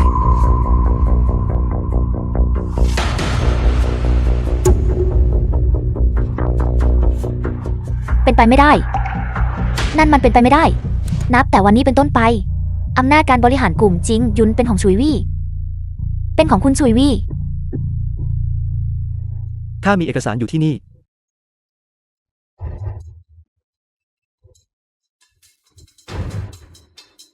อันมู่หยุน ตอนนี้กลุ่มจิงหยุนเป็นของเจ้าแล้ว รับไป แล้วกลับไปหุบปากคนในครอบครัวเจ้าเสีย ข้ายังรู้สึกเหมือนกำลังฝันอยู่เลยฉุยวี่เจ้าใช้เงินไป 3,900 ล้าน เพื่อยึดกลุ่มจิงหยุนของที่ใหญ่มาอย่างนั้นหรือ จะมีเรื่องน่าประหลาดใจตามมาอีก ข้าไม่ยอมรับต้องมีอะไรไม่ชอบมาพากลแน่ๆคนเหลวแหลกอย่างเขาไม่มีทางมีเงินมากขนาดนี้ ต้องมีการตกลงลับหลังอะไรบางอย่าง เว้ยอย่าพูดจ้าพูดเจอ เจ้ากำลังใส่ร้ายจวนผู้ว่าการอย่างจงแจ้ง เจ้าช่างโอหังนัดทหารลากตัวนางผู้หญิงแซ่เซินคนนี้ออกไป สั่งสอนให้รู้จักมารยาทเสียบ้างชุยวี่ข้าจะบอกให้ข้ามีตระกูลเชื่อพระวงศ์หนานเจ้าหนุนหลังอยู่ เรื่องนี้ยังไม่จบแค่นี้แน่ ไม่ช้าก็เร็วข้าจะทำให้เจ้าพินาศคุณชุยวี่เรามีเรื่องต้องหารือกันเล็กน้อยรอสักครู่เราไปคุยกัน M Media. ถึงเวลาอาหารแล้ว ยังอีกนานกว่าจะถึงเวลาอาหาร เรายังมีเวลาทำอย่างอื่นก่อน เจ้า เหตุใดเจ้าจึงกลายเป็น คนหิวโหยราวกับหมาป่าตั้งแต่เราแต่งงานกัน เจ้าไม่รู้จักยับยั้งชั่งใจบ้างเลย นี่มันกลางวันแสกๆนะ ผู้หญินเริ่มสงวนท่าทีแล้วหรือ งั้นหรือ เจ้าก็ไม่ได้ดูเป็นคนเคร่งครัดในศีลธรรมขนาดนี้ ตอนที่เจ้าดูดพลังจากข้าเมื่อคืนนี้ วิลล่าแห่งนี้เก็บเสียงได้ดี ไม่ต้องกลัวว่าเจ้าจะร้องตะโกนหรอก ใครส่งเสียงดังอยู่ ชูวิอยู่ที่ไหนชูวิส่งตัวน้องสาวเข้ามานะ ท่านย่าเชิญดื่มน้ำชาเถอะเจ้าค่ะ ไปตามตัวฉุยวี่มา เราต้องพาตัวอันมู่หยุนออกไป ข้ารู้นะว่าเจ้าอยู่ที่นี่ออกมาเดี๋ยวนี้เลยถ้าเจ้าไม่ออกมาตอนนี้ข้าจะเผาบ้านหลังนี้ให้ราบเป็นนาทวอ ต่อให้เจ้ามี10 ชีวิตก็ลองดูสิ อยู่เราทุกคนต่างเป็นครอบครัวเดียวกันแล้ว เจ้าไม่ควรพูดเช่นนั้น นี่เจ้านางคนแก่หน้าตาย ดูท่าทางเจ้าคงไม่อยากดื่มน้ำชาแห่งความเคารพ แต่อยากจะดื่มน้ำชาแห่งความขมขื่นเสียมากกว่า อันมูจุนดูนี่สิว่ามันคืออะไรเจ้าไม่มีความเคารพยำเกรงต่อท่านย่าของเจ้าเลยแม้แต่น้อย ผู้อาวุโสต้องได้รับความเคารพ และผู้น้อยควรมีความอ่อนน้อม นางเด็กเนรคุณ เจ้าคิดจะพลิกฟ้าคว่ำแผ่นดินหรืออย่างไร เจ้าตั้งใจจะไม่เห็นข้า ซึ่งเป็นย่าของเจ้าอยู่ในสายตาแล้วใช่หรือไม่ มู่หยุนเราทุกคนเป็นครอบครัวเดียวกันเกิดอะไรขึ้นหรือ มาหารือกันอย่างใจเย็นและมีเหตุผลเถิด บอกข้ามาเจ้ามาหาข้าด้วยเรื่องอะไร หากเจ้ามาเพื่อเรียกร้องให้คืน กลุ่มจิงหยุนก็อย่าเสียเวลาเลย นั่นเป็นทรัพย์สินของตระกูลฉู่ เจ้ายังมีหน้ามาทวงคืนอีกหรือ ข้าไม่มีวันส่งมอบมันให้เจ้าเด็ดขาด ท่านจะดูนาสิตอนนี้ปีกล้าขาแข็งแล้ว เพราะมีคุมจริงอยู่หนูหลังนางก็ไม่เห็นหัวคนในครอบครัวเดียวกันแล้ว อันมู่หยุนเรายอมปล่อยกลุ่มจริงหยุนไปก็ได้ แต่โครงการจวนอองหลังอย่างนั้น เจ้าต้องปล่อยให้ตระกูลอันของเราจัดการ คุณนายอันท่านแน่ใจหรือ ท่านเรียกข้าว่าอะไรนะ อันมู่หยุนทำไมเจ้าต้องประชดประชันขนาดนี้ด้วย ท่านย่าโปรดระงับโทษซะด้วย มู่หยุน เห็นได้ชัดว่ามีความเข้าใจผิดกันระหว่างพวกเจ้า ท่านแม่นางคนแก่หน้าตายที่ข้าอดทนต่อเจ้ามาโดยตลอด ก็เพราะเห็นแก่หน้าท่านย่าของอันมู่หยุน ดูเหมือนวันนี้เจ้าจะตั้งใจมาหาเรื่องกันโดยเฉพาะ นางตัวสวย วันนี้ทั้งฉีจงคุณ และเจ้าเมืองจิงเจ๋อต่างไม่อยู่ที่นี่ เจ้าเอาอะไรมามั่นใจนักหนา ถึงได้กล้าตะคอกสายข้าเช่นนี้ พอได้แล้ว จะออกไปเองดีๆ หรือต้องให้ข้าโยนเจ้าออกไป เจ้ากล้าได้ยังไงนี่คือทัญญาของเจ้านะ นางเด็กเหลือขอเจ้าคิดจะทำให้ข้าอกแตกตายหรืออย่างไร เมื่อครูเจ้ายังดูมีเรี่ยวแรงดีนะ ตอนที่เที่ยวระรานผู้คนข้าว่าเจ้าคงไม่ด่วนจากโลกนี้ไปง่ายๆหรอก ข้าไม่สน วันนี้เจ้าจะต้องมอบ โครงการอองหลังอย่ามาให้ได้ The film was translated มิเช่นนั้น and narrated by เจ้าก็ต้องไปกับ Amnesia. ข้า เพื่อแต่งงานเข้าตระกูลซ่ง เจ้าคงยังไม่รู้ แต่ฉุยวี่กับข้าจดทะเบียนสมรสกันแล้ว ในทางกฎหมายเราเป็นคู่ชีวิตกันอย่างถูกต้อง เรประโยชน์ทัญญาไม่เห็นด้วยพ่อของเจ้าก็ไม่เห็นด้วยแล้วเจ้าก็ไม่มีแม้กระทั่งสมุดทะเบียนบ้านผู้ว่าการจิงเจ๋อใช้อำนาจพิเศษออกไปรับรองให้เจ้านั่นมันไม่นับรอง ทำไมหรือ เจ้าคิดว่ากฎตระกูลโบราณคร่ำครึของเจ้าจะอยู่เหนือกฎหมายบ้านเมืองงั้นหรือ ไม่ต้องมาพร่ำอะไรให้มากความ สองทางเลือกนี้ วันนี้เจ้าต้องตกลงสักทาง ไม่อย่างนั้นข้าจะนั่งอยู่ตรงนี้ และจะตายอยู่ตรงนี้ ข้าไม่ไปไหนทั้งนั้น ตัวเจ้าก็ไม่ได้หนักหนาอะไร แต่กลับทำตัวเป็นตัวน่ารำคาญได้เก่งนัก หากเจ้ายังทำตัวเช่นนี้ต่อไปข้าคงไม่มีทางเลือกนอกจากต้องให้คนหามเจ้ากลับจวนอัน สวรรค์ ช่างเป็นเคราะห์กรรมของตระกูลเราเสียจริง เหตุใดเราถึงได้เลี้ยงดูหลานที่ไร้ความกตัญญูเช่นนี้ ขนาดญาติพี่น้องของตัวเองยังจำไม่ได้ คุณนายอัน นี่หรือคือความสง่างามที่ท่านโอ้อวดนักหนา ดีอันมู่หยุนโอนโครงการนี้ให้ท่านย่าไปเสีย ว่าอย่างไรนะ เจ้าเสียสติไปแล้วหรือ ท่านย่าลุกขึ้นเถิดข้าจะโอนสัญญาให้ท่านเอง เราเตรียมสัญญามาให้แล้ว อย่าได้ตุกติกกับข้าเป็นอันขาด เร็วเข้าเฉาหยุนให้มันเซ็นชื่อเสีย ไม่ต้องห่วงข้าบอกว่าจะโอนให้ก็คือโอนให้ข้าไม่เล่นตุกติกหรอก ทัญญาตราประทับร่างนี้สมบูรณ์แบบไม่มีทิฐิ อันมู่หยุน เจ้าเทียบไม่ได้แม้แต่คนนอก เราเลี้ยงเจ้ามาเกิน 20 ปี เลี้ยงสุนัขสักตัวยังจะดีเสียกว่า อย่างน้อยมันก็คงไม่ทำกับเราเช่นนี้ เฉาหยุนไปกันเถอะ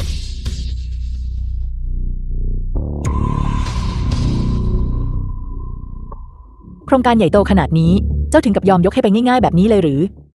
หากนางอยากจะอาละวาดก็ปล่อยนางไป นางอายุเกิน70 ปีแล้ว มาดูกันว่านางจะมีเรี่ยวแรงอาละวาดไปได้สักกี่น้ำ อย่าได้กังวลไปเลยมู่หยุน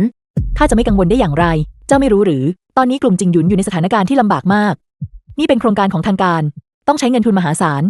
หากพวกเขาทำสำเร็จ กลุ่มจิงหยุนก็จะกลับมาตั้งหลักได้อย่างรวดเร็ว นี่มันก็เหมือนกับการเอาน้ำที่จะใช้ดับไฟไปล้างเท้าให้คนอื่นชัด อันมู่หยุนดูสิโครงการนี้ฟังดูน่าสะพรึงกลัวใช่ไหมล่ะเงินทุนมหาศาลขนาดนี้แต่เจ้าได้คิดถึงเรื่องนี้บ้างหรือไม่หากปราศจากการสนับสนุนจากจวนผู้ว่าการกลุ่มจิงหยุนย่อมไม่อาจแบกรับมันไว้ได้และเจ้าคิดจริงๆหรือว่าตระกูลอันจะทำได้ ๆ เจ้าหมายความว่าจวนผู้ว่าการจะไม่ค้ำประกันให้พวกเขาหรือ นอกจากจวนผู้ว่าการจะไม่ค้ำประกันให้แล้ว แม้แต่ธนาคารก็คงไม่ให้พวกเขากู้แม้แต่แดงเดียวอีกอย่างด้วยความสามารถของท่านพ่อและอันเฉาหยุนพวกเขาคงรับมือไม่ไหวหรอก แล้วถ้าพวกเขาจนตรอก และมีคนอื่นฉวยโอกาสนั้นไปล่ะ ไม่ต้องกังวลภายใน1 สัปดาห์พวกเขาจะต้องกลับมาที่นี่คุกเข่าลงกับพื้นร้องให้ขอความเมตตาจากเรา รับไปนี่ข้าจะทำไมข้าถึงต้องมาเจอพวกเจ้า2 คนทุกที่เลยนะอะไรนะเจ้ารู้ได้อย่างไรว่าวันนี้ข้ากับพ่อจะมาทำเรื่องคู่ยืมเงินพวกเจ้าตั้งใจมาขวางพวก The เราที่ film นี่ was ใช่หรือไม่ translated แล้วการขัด and ขวางเจ้าไปจะมีประโยชน์อันใด narrated กับเรา by Media. แน่นอนอยู่แล้วดูสิว่าพวกเราทำผลงานได้ดีเพียงใดกับโครงการชวนออกหลังยาอยากได้มันคืนนั้นหรือบอกให้รู้ไว้นะมันไปเถอะ ไม่ใช่ทุกคนที่จะเป็นเหมือนเจ้า เราแค่มาเพื่อเซ็นสัญญาและรับเงินกู้ วางใจเถิดเราไม่ใช่คนประเภทที่จะกลับคำแล้วทำให้ตัวเองต้องขายหน้าถึงจะพูดอย่างนั้นก็เถอะโครงการนี้อยู่ในมือเจ้าเพียง3 วันแต่ตระกูลอันก็เงินทุนหมดแล้วหรือเจ้ามาที่ธนาคารเพื่อขอสินเชื่อด้วยงั้นหรือ ทุนทรัพย์ของตระกูลอันนั้นมหาศาลนี่เป็นเพียงโครงการที่ใหญ่ขึ้นมาเล็กน้อยเท่านั้นอะไรอยากจะทำให้พวกเราล้มจมหรือถูกต้องพวกเราแค่เห็นว่าการกู้ยืมนั้นคุ้มค่ากว่าโดยวิธีนี้ภาระทางการเงินก็จะเบาบางลงที่แท้ก็เป็นเช่นนี้เอง อันที่จริงข้าก็ค่อนข้างกังวลแทนเจ้าช่วงนี้ข้าได้ยินมาว่าธนาคารใหญ่ๆทั้งหมด ได้ขึ้นบัญชีดำไว้แล้ว เป็นไปไม่ได้ที่พวกเขาจะปล่อยกู้ให้เจ้า งั้นมาดูกันว่าเจ้าจะขอสินเชื่อนี้ได้จริงหรือไม่ สินเชื่อนี้จะไม่ได้รับผลกระทบจากเรื่องพวกนั้นหรอก พวกเจ้าไปได้ยินข่าวหรือไร้สาระมาจากที่ใดทั่วทั้งเมืองมิงโจวนี้จะมีธนาคารใดกล้าปฏิเสธการให้กู้ยืมแก่ตระกูลอันในความคิดของข้าเขาเพียงแค่ไม่เข้าใจว่าชื่อเสียงของตระกูลชั้นนำนั้นมีความหมายอย่างไรบอกให้รู้ไว้เลยนะหากหนึ่งคู่ข้อนี้ไม่ได้รับการอนุมัติในวันนี้ข้าจะให้เจ้าเด็ดหัวข้าลงมาแล้วแต่เล่นบอลลูนบอลเลยทีเดียวข้ามีความมั่นใจเช่นนั้นเห็นหรือไม่ผู้จัดการตู้แห่งธนาคารนี้เป็นสหายเก่าแก่ของตระกูลอันผู้จัดการตู้ ผู้จัดการตู้คนนี้เป็นสหายเก่าแก่ของท่านพ่อข้าเขาต้องไม่ขัดขวางการกู้เงินของตระกูลอันแน่ อย่าว่าแต่เพื่อนเก่าเลย ต่อให้เป็นบิดาหรือพ่อทูลหัวของเขาเอง ตราบใดที่เขายังอยากรักษาหน้าที่การงานเอาไว้ เขาก็คงไม่กล้าอนุมัติสินเชื่อให้พวกเขา ตู้คนเก่าชื่อเรียกตำแหน่งของข้าให้ถูกต้องในเวลาทำงานด้วยรับทราบผู้จัดการตู้วันนี้พวกเรามาที่นี่ในนามของทุ่มชิงจุนเพื่อทำเรื่องกู้ยืมเงินจำนวน1,000 ล้านต้องขออภัยด้วยแต่ขณะนี้ธนาคารของเราขาดสภาพคล่องจึงไม่สามารถดำเนินการให้ได้ผู้จัดการตู้แล้วถ้าเป็น2 หรือ 300 ล้านละก็ยังไม่ได้เช่นกันพวกท่านเป็นธนาคารใหญ่ขนาดนี้แต่กลับจัดการเงินกู้แค่2 หรือ 300 ล้านไม่ได้งานหรือนี่กำลังว่าข้าเล่นอยู่หรือเปล่า นี่มันเรื่องอะไรกัน ด้วยศักยภาพของตระกูลอัน แค่เงินกู้จำนวนเล็กน้อยเท่านี้เรายังกู้ไม่ได้เลยหรือ หูนบหรือไงไม่ได้ยินที่พวกเขาบอกหรือว่าเงินไม่พอและพวกเจ้าต้องรอไปอีก2-3 วัน เป็นอย่างนี้นี่เอง ถ้าเช่นนั้นสินเชื่อของข้าที่อนุมัติไปแล้ว ก็จะไม่ได้รับในวันนี้ด้วยสินะ เจ้ากำลังฝันกลางวันอยู่หรือหากกุ้งจิงยุนไม่สามารถกู้ยืมได้เหตุใดเจ้าถึงคิดว่ากุ้งจิงยุนที่แสนจะย่ำแย่ของเจ้าจะทำได้คุณโชสำนักงานใหญ่ได้แจ้งเรื่องเงินกู้ของคุณมาเมื่อเช้านี้ข้ากำลังจัดการโอนเงินเข้าบัญชีของกุ้งจิงยุนเดี๋ยวนี้ครับข้ายังประเมินพวกเจ้าสูงเกินไปตระกูลอันกู้เงินไม่ได้เพราะยอดเงินนั้นสูงเกินไปส่วนเจ้าที่ขอแค่ไม่กี่ล้านหรือแม้แต่ไม่กี่แสนนั้นน่าจะทำได้ง่ายๆอันมูยุนตั้งแต่เจ้าออกจากตระกูลอันแล้วไปกลิดทั่วกับเจ้าเด็กนั้นเจ้าตบตามทิ้งที่นี้ชิหรือเจ้าต้องการเงินกู้แค่ไม่กี่แสนงั้นหรือถึงขนาดไม่มีเงินซื้อข้าวกินเลยหรืออย่างไรเดี๋ยวไรเสียพวกเราก็เป็นที่น้องกันทำไมเจ้าไม่มาขอข้าวแล้วทำตัวสิละข้ายังพอจะให้เงินไม่กี่แสนนี้แกเจ้าได้นะ ลองดูให้ The ดีเถิ film ด was translated สิ่งที่ข้ากู้มามีเพียงไม่กี่แสนจริงหรือ and narrated by M Media. มานี่ให้ข้าดูสิว่าเจ้าอุตส่าห์เดินทางมาไกลเพื่อเงินเท่าไรกัน2,000 ล้านส่งมานี่ให้ข้าดูหน่อยเป็นไปไม่ได้กุ้งจิงยุนของเจ้าผ่านความผันผวนมาหลายครั้งและมูลค่าตลาดรวมของเจ้ามีเพียง3-4,000 ล้านเท่านั้นเจ้าจะกู้ยืมเงินจำนวนมากขนาดนี้ได้อย่างไรคุณโชคุณอันเงินกู้จำนวน2,000 ล้านได้ถูกโอนเข้าบัญชีของกุ้งจิงยุนเรียบร้อยแล้วพวกท่านทั้งสองต้องการสิ่งใดเพิ่มเติมอีกหรือไม่บัตรซบเจ้าเซตูเจ้ากลายเล่นตุกติกกับข้าอย่างนั้นหรือบริษัทไฟทิ้งอย่างทุ่งจิงจุนเจ้ากลับให้กู้ทั้ง2,000 ล้านในขณะที่ตระกูลอันมีทรัพย์สินมากกว่า10,000 ล้านแต่เจ้ากลับบอกข้าว่าขาดแคลนเงินทุนสำหรับ1 กู้ 1,000 ล้านเจ้าเซอันข้ากำลังไว้หน้าเจ้าอยู่เจ้าไม่รู้หรือว่าตระกูลอันของเจ้าได้ถูกขึ้นบัญชีดำโดยทุกธนาคารไปแล้วพูดโกหกตระกูลอันของเรากำลังรุ่งเรืองถึงที่สุดเราจะถูกธนาคารขึ้นบัญชีดำได้อย่างไรบอกข้ามาเจ้าได้รับสินบนอะไรจากพวกนั้นมาหรือเปล่า ไม่ใช่เจ้าหรอกหรือที่เรียกข้าว่าขยะ ข้าไม่มีความสามารถถึงขนาดนั้นหรอก ตระกูลอันจะติดบัญชีดำหรือไม่ เจ้าไม่ลองไปถามธนาคารอื่นดูเองล่ะทำไมต้องมาสร้างความลำบากให้ผู้จัดการตู้ที่นี่ ขอบคุณที่เข้าใจข้าไม่เชื่อตัวข้าที่เป็นตัวแทนของตระกูลอันดับหนึ่งในมิงโจทิ้งกับคุณเงินไม่ได้เลยงั้นหรือเจ้าเซตูข้าบอกเจ้าไว้เลยนะพวกเรากำลังสร้างโจรออกล้านใหญ่อยู่ธนาคารเล็กกระเจ้าไรของเจ้าปลาที่ยูไนเต็ดมายัดเงินคู่ของเราคอยดูให้ดีเถอะฉุยวี่เจ้ามาดูการก่อสร้างหรือเจ้ากำลังนึกเสียใจอยู่หรือเปล่าที่มอบโครงการนี้ให้กับพวกโง่เขาในตระกูลอันขอบใจเจ้ามากไม่ยันด้านโอกาสที่สวรรค์ประทานมานี้คงไม่มีทางตกมาถึงมิเราเจ้าคงยังไม่รู้สินะตระกูลอันถูกธนาคารทุกแห่งขึ้นบัญชีดำไปแล้วพวกเขาไม่สามารถกู้ยืมเงินได้เลยต้องไปกู้เงิน20,000 ล้านมาจากตระกูลซ่งในเมื่อตอนนี้พวกเขาไม่มีปัญญาจ่ายคืนก็ไม่มีทางเลือกอื่นนอกจากต้องเอาโครงการที่ดินของท่านออกมาเป็นหลักทรัพย์ค้ำประกันแต่พวกเขาคงนึกไม่ถึงว่าสิ่งที่ตระกูลซ่งต้องการนั้นมันมีค่ามากกว่าแค่โครงการนี้นางผู้หญิงแพทย์ยากับไอ้หมอนั่นช่างเป็นคู่ที่เหมาะสมกันจริงคำกล่าวนั้นมีสัจธรรมที่ลึกซึ้งนักอีกอย่างไม่ใช่ว่าพวกเจ้าสองคนถูกซ่งเศร้าฉิวทอดทิ้งไปแล้วหรือเหตุใดถึงกลับไปเป็นลูกสมุนของเขาอีกในหมิงโจวทั้งหมดนี้ข้าไม่คิดว่าจะมีใครที่กระดูกสันหลังไร้ค่าเท่ากับพวกเจ้าอีกแล้วเจ้ายังคงทำเป็นอวดดีได้อีกเพียงไม่กี่วันเจ้าทำให้ซ่งเศร้าฉิวต้องพิการและยังล้มการตระกูลซ่งเพราะก่อนเธอจะมีคนไปเก็บศพเจ้าแน่และเจ้ายังพยายามแนะนำให้แม่ทัพจิงเจอถอนตัวออกมาก่อนอีกความสัมพันธ์อันโสมมและผิดทำนองของธรรมของเจ้าหากถูกเปิดโปงและนำไปทุนต่ออองหลังยาแ แค่ทำให้เจ้าหมดอนาคตก็ถือว่าเบาที่สุดแล้ว ระวังตัวไว้ให้ดีไม่อย่างนั้นเจ้าจะสูญสิ้นทุกอย่าง เป็นไปตามที่ข้าคาดไว้ เพื่อล้างแค้นให้ทรงเศร้าสิวทรงเศร้าตรงถึงได้ไปสมคบคิดกับหลินเวินชาง มีเพียงคนโง่อย่างหลินเวินชางเท่านั้น ที่จะคิดว่าแม่ทัพซวงเจียงกับข้ามีความสัมพันธ์ที่ไม่เหมาะสมกับเจ้า เจ้าคนโง่2 คนนั้น ไม่ได้มาที่นี่เพื่อโอ้อวดอำนาจของตนเพียงอย่างเดียว พวกเขาตั้งใจพูดว่าตระกูลซ่งจะจัดการข้าหลังจากจัดการตระกูลอัน ดูเหมือนนั่นจะเป็นเพียงการเบี่ยงเบนความสนใจ ไปเรียกแม่ทัพซงเจียงมา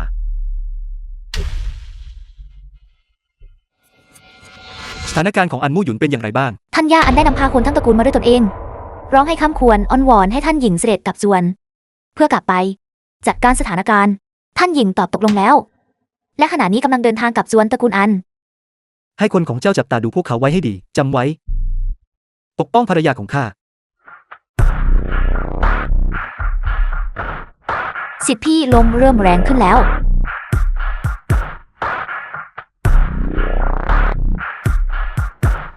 ถึงเวลาจบเกมหมากกระดานนี้แล้ว อันมู่หยุน เรื่องราวที่ผ่านมาทั้งหมดเป็นความผิดของท่านย่าเอง แต่ในยามนี้ มีเพียงเจ้าเท่านั้นที่จะช่วยตระกูลอันของเรา ให้พ้นจากวิกฤตครั้งนี้ได้ พี่สาวให้สุราจอกนี้เป็นการไถ่โทษของข้าที่มีต่อท่านเถิดรู้ครับคนทั้งตระกูลอันเห็นพ้องต้องกันว่าเจ้ามีความสามารถที่สุดส่วนตัวข้าที่เป็นพ่อของเจ้าข้าก็ผิดไปแล้วข้าประเมินตัวเองสูงเกินไป หลานรัก ดูสิ ทั้งท่านพ่อและน้องชายของเจ้า ต่างก็มาขอขมาเจ้าอย่างจริงใจแล้ว เจ้าเองก็ควรดื่มสักจอกถือว่าให้อภัยพวกเขาเสียเถิด ในเหล้านี้ไม่มีส่วนผสมของยานอนหลับหรืออะไรหรอกนะ ท่านพ่อท่านพูดเช่นนั้นได้อย่างไรเราทุกคนล้วนเป็นครอบครัวเดียวกันเราจะทำร้ายเจ้าได้อย่างไรจริงไหม ดีหากท่านให้สัญญา The film was ข้าจะดื่ม translated and Doom Sitter. narrated by M Media.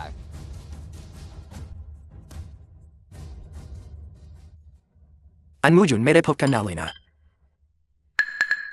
เจ้าเป็นใครซ่งเซาตรงคุณชายแห่งตระกูลซ่ง แฟนหนุ่มคนนั้นของเจ้าถ้าไม่ส่งเสาชิวน้องใจข้าต้องกลายเป็นคนอัมพาตเจ้าคิดหรือว่าเรื่องมันจะจบลงแค่นี้สิ่งใดที่ส่งเสาชิวทำไม่สำเร็จข้าจะเป็นคนจัดการต่อเองพี่สาว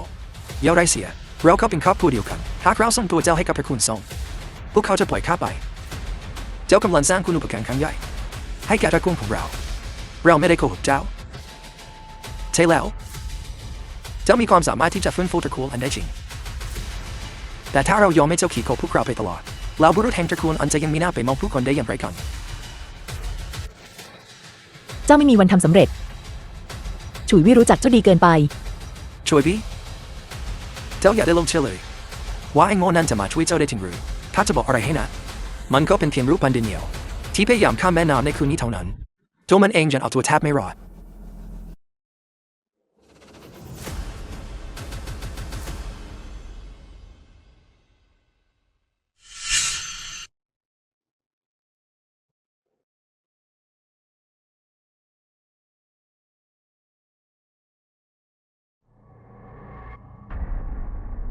เจ้าคนจำต้อยยิงของเจ้าอยู่ในมือข้าแล้วหากเจ้าไม่อยากให้นางต้องเสียเบอร์สุดหรือเสียชีวิต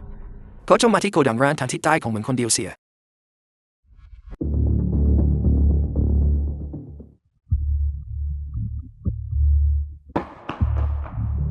ฟ้าบาทข้าได้ตรวจสอบพื้นที่โดยรอบแล้วไม่มีใครติดตามเขามาและเขาเดินทางมาด้วยรถเพียงลำพัง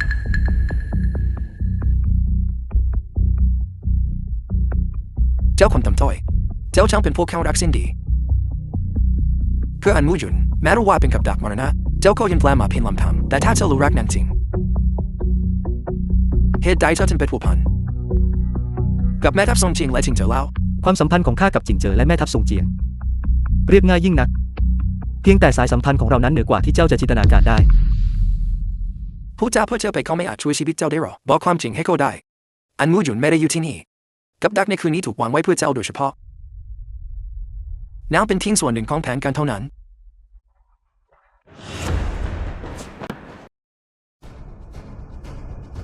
เป็นอย่างไรบ้างต่อให้จิงเจอและแม่ทัพทรงเทียนจะปกป้องเจ้าข้าก็ยังหาวิธีที่จะล้อมสังหารปรมาจารย์เช่นเจ้าได้ ในขณะที่เจ้าชื่นชมในสติปัญญาอันเฉลียวฉลาดของข้าเจ้าควรจะรู้สึกเป็นเกียรติด้วยอย่างไรก็ตามดูสถานะของข้า The film was ไม่จำเป็นต้อง translated แรงมากมาย and ขนาดนี้เพื่อลองสัง narrated หาร by M Media. คนเทียงคนเดียว เจ้าเป็นคนแรก ปราดเรื่องนั้นหรือ ข้ามองเจ้าทะลุปลุกโปร่งไปหมดแล้ว แต่เจ้าก็ยังยืนลำพองใจอยู่อีก อย่างที่เซนบวยไว้กล่าวไว้ เจ้าพอมีฝีมืออยู่บ้างแต่ความสามารถที่โดดเด่นที่สุดของเจ้าคือฝีปากอันไร้ค่าทิ้งตอนนี้แล้วยังจะมีความจำเป็นต้องเล่นละครตบตากันต่อไปหรือฟาบาช่วยข้าน้อยด้วยแผนการของเราถูกจูบี้โลกรู้ทั้งหมดแล้วฟาบา สติปัญญาที่รวมกันของเจ้ากับซ่งเศร้าตงช่างเป็นคู่ที่เหมาะสมกันจริง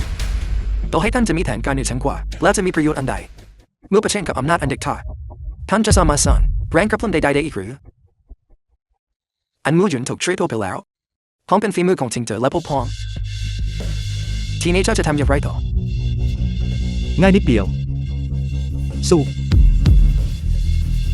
หากเจ้าขอยืมกระบี่วิเศษของทิงเจอมาได้ข้าจะกังวลเรื่องทุนลมที่เจ้าจะก่อขึ้นบ้านแต่ลำพังแค่ของสิ่งนั้นที่แม่แต่ในตำรากระบี่เขาไม่มีระบุไว้มันก็เป็นแค่ของเล่นที่ซื้อมาจากแผงลอยข้างทางไม่ใช่หรือแม้แต่คงจะไม่ได้รับเลยด้วยซ้ำวันนี้ที่นี่มีปรมาจารย์อยู่มากมายรวมถึง6 ยอดฝีมือจากทำเนียบมังกรเมื่อต้องเผชิญหน้ากับศัตรูที่รุ่มหลอมใช้ดาบเล่มไหนก็เหมือนกันอย่างไรเสียเจ้าก็ต้องตายคลามโพดหรือยังลงมือได้หากจริงเจอและแม่ทัพสมเจียนมาถึงพวกเราคงลำบากแน่ หิ่งห้อยตัวกระจอยร่อยหรืออาจจะมาเทียบรัศมีกับแสงจันทร์งั้นหรือ ทุกคนขึ้นมากับข้า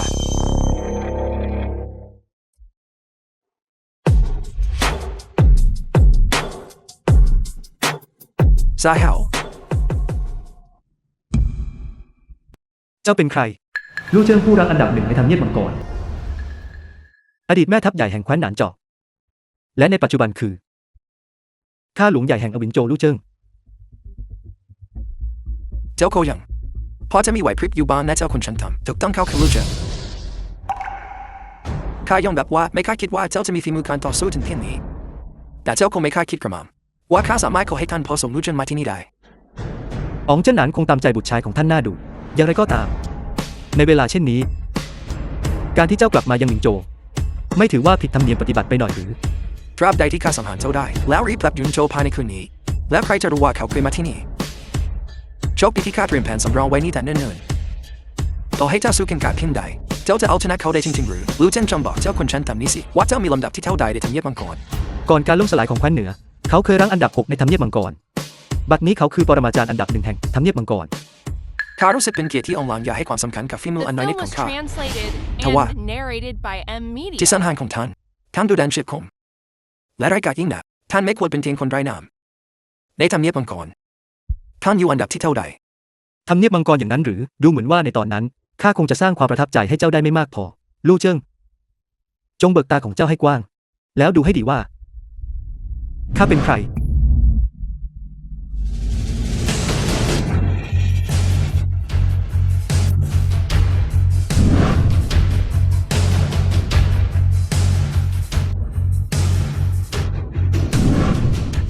เซนเตอร์แม่ทัพใหญ่เซนเตอร์การเวลาช่างพันเปลี่ยนฟ้าบาทท่านไม่ใช่เด็กหนุ่มคนเดิมที่ต่อไปแล้วเป็นข้าที่สายตามืดบอดจนไม่อาจจำท่านได้ในทันทีรู้จังเจ้าเสียสติไปแล้วหรือเจ้ากำลังข้ามเรื่องหรืออะไรองค์รัชทายาทท่านได้นำภัยพิบัติมาสู่ตัวแล้วท่านผู้นี้คือเทพสงครามแห่งตาเซียผู้สยบนานจะให้ต้องยอมจำนนแม่ทัพใหญ่เซนเตอร์ผู้สิ้นบัตรนี้คือองค์ลังยาเขาคือองค์ลังยาหรือไม่เป็นไปไม่ได้ท่านต้องกำลังออกข้าเล่นแน่ๆท่านล้อเล่นใช่ไหมองค์รัชทายาททรงเคล้าบาปัญญาจึงได้ลงกันฝ่าบาทข้าขอองค์ลังยาโปรดเมตตาและขอให้ท่านไว้ชีวิตเขาด้วยเถิด อาณาจักรหนานเจาะถึงเวลาต้องมีรัชทายาทองค์ใหม่แล้ว เจ้าเด็กนี่ถามมันชอบวิ่งพล่านไปทั่วเหลือเกิน จูวิเจ้าคุณชันตังเจ้ามีคุณสมบัติอะไรมาแทนที่ตำแหน่งรัชทายาทของข้าน้อยขอประทานอภัยฝ่าบาท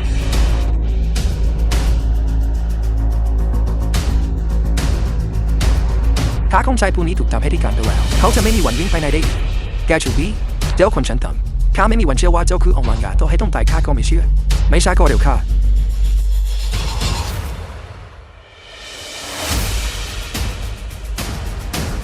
ในเรื่องการถอดถอนโอราชทายาท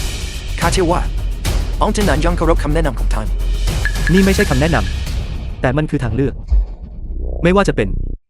การเปลี่ยนตัวองค์ชาย หรือไม่ก็กองทหารม้าเหล็กแห่งต้าเซียจะบดขยินโจให้ราบเป็นหน้ากลองข้าคิดว่าราชสำนักคงไม่สนใจจะใส่ใจกับองค์เจิ้นหนานคนเดียวหรอกนะจริงไหม ข้าน้อมรับบัญชาขององค์ลังยา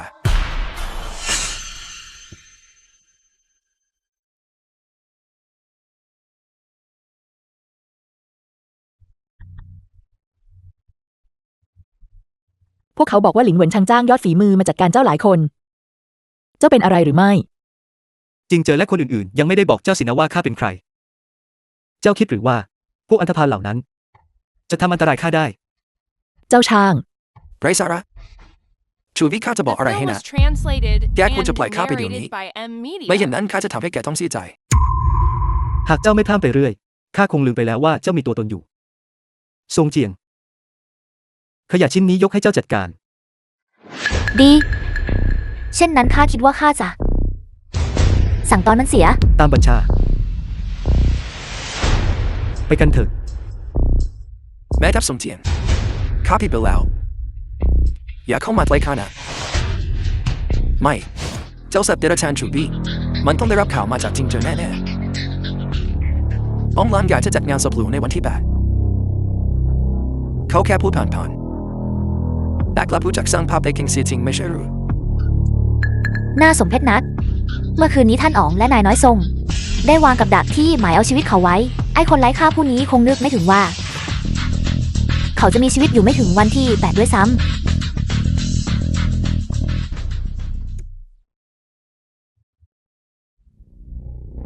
ชุยวิเจ้ายังมีชีวิตอยู่ได้อย่างไร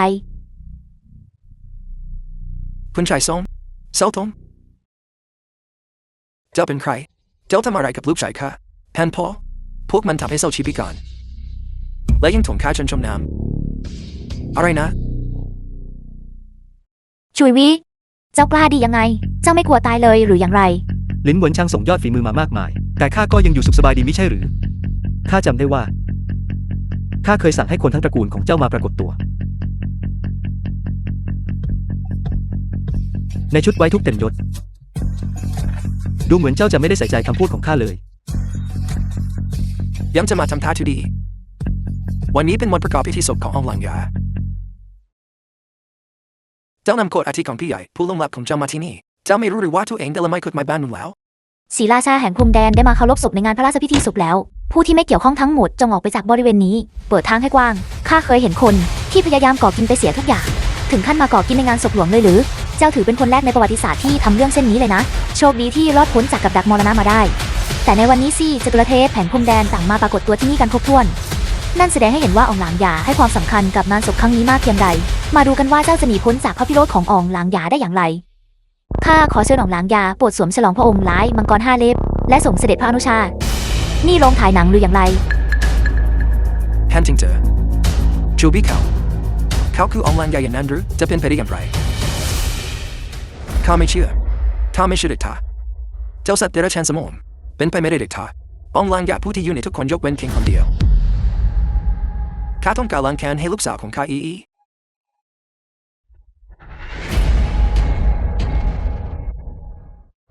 The film was translated ท่านพ่อ and narrated by M Media. ฟบะทั้งหมดเป็นความผิดของตระกูลเซนที่เราหาที่ตายพวกเราถูกหลอกใช้ข้าน้อยขอประทานอภัยฟบะโปรดละเมนตระกูลฉันด้วยเถิดมูหยุนตอนนี้เจ้าเป็นถึงพระชายาแล้วเจ้าต้องไม่ลืมตระกูลของตนเองพี่เคยเราเคยสนิทสนมกันมากตอนยังเด็กข้าเคยเป็นเงาเล็กๆของท่าน เจ้าวางยาฆ่าทว่าตระกูลอันกลับไม่เคยต้องรับผิดชอบอะไรเลย นั่นก็เป็นเพราะเห็นแก่ความสัมพันธ์เก่าแก่เท่านั้น ต่อจากนี้ไป จงดูแลตัวเองให้ดี พี่หญิงท่านจะใจดำเช่นนี้ไม่ได้ งานพระราชพิธีศพเป็นเรื่องศักดิ์สิทธิ์และจริงจัง หากผู้ใดบังอาจส่งเสียงดังอีก จะถูกถือว่าเป็นกบฏ พี่ชายของข้ากำลังจะถูกนำไปพักผ่อนชั่วการ งานพิธีต้องมาก่อน เราจะเข้าไปในสวนเสี้ยก่อน ส่วนเรื่องอื่นนี่แค้นและบุญคุณทั้งหมดจะถูกสสางที่หลุมศพของพี่ชายข้า ขอส่งเสด็จพระอนุชาผู้สูงศักดิ์ของอองหลังยา ดวงวิญญาณผู้กล้าเข้าสู่สุสาน ขอส่งเสด็จดวงวิญญาณผู้กล้าของพระอนุชาผู้สูงศักดิ์ขององค์หลางหยาเข้าสู่สุสาน พี่ชาย ไปกันเถอะ สุสานของชูเทียน วีรบุรุษชูเทียน ผู้มีชีวิตอยู่ด้วยความเมตตากลับต้องพบจุดจบที่น่าอนาถตายอย่างทารุณทุกครั้งที่ข้านึกถึง มันทำให้ข้าเจ็บปวดใจเหลือขนาดวันนี้ที่หน้าหลุมศพของเขา มีความแค้นบางอย่าง ที่ต้อง ได้รับการสสาง ตระกูลเซินหากพวกเจ้าประพฤติตนอยู่ในร่องในรอย ป่านนี้พวกเจ้าคงได้เป็นญาติกับฮ่องเต้ไปแล้ว ไม่คิดเลยว่าพวกเจ้าจะมีจิตใจดุจหมาป่าเทียมโหดดูจอสอนพิษพวกเจ้าจะสารภาพผิดหรือไม่ มีความผิดพวกเราขอน้อมรับความผิดแต่ในเมื่อความอายุติธรรมย่อมมีผู้ก่อและนี่แคนย่อมมีเจ้าหนี้มีเพียงไม่กี่คนในพวกเราเท่านั้นที่รับผิดชอบต่อการทำร้ายคุณชูเทียนและล่วงเกินองค์หลางยาพวกเราขอร้องให้ฝ่าบาทอย่าได้ระบายโทสะลงกับตระกูลเซนทั้งหมดเลย ข้าให้โอกาสพวกเจ้าทุกคนแล้ว เพียงแค่ให้คนทั้งตระกูลของเจ้าคุกเข่าไว้ทุกที่หน้าหลุมศพเพื่อสำนึกผิด แต่ทว่ามีพวกเจ้ามากันกี่คน และพวกเจ้าสวมชุดอะไรมา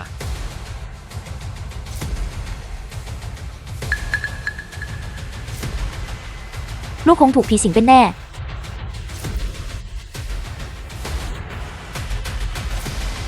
ลูกถึงได้สังหารสามีผู้ทนุถนอมลูก และลากตระกูลเสริญทั้งตระกูลให้พี่นาศไปกับลูกด้วย ลูกเกือบจะได้เป็นเชื้อพระวงศ์อยู่แล้วเชียวกลับทิ้งทุกอย่างไปเพียงเพราะกลุ่มจิงหยุนช่างโง่เขานัด น่าสมเพชสิ้นดี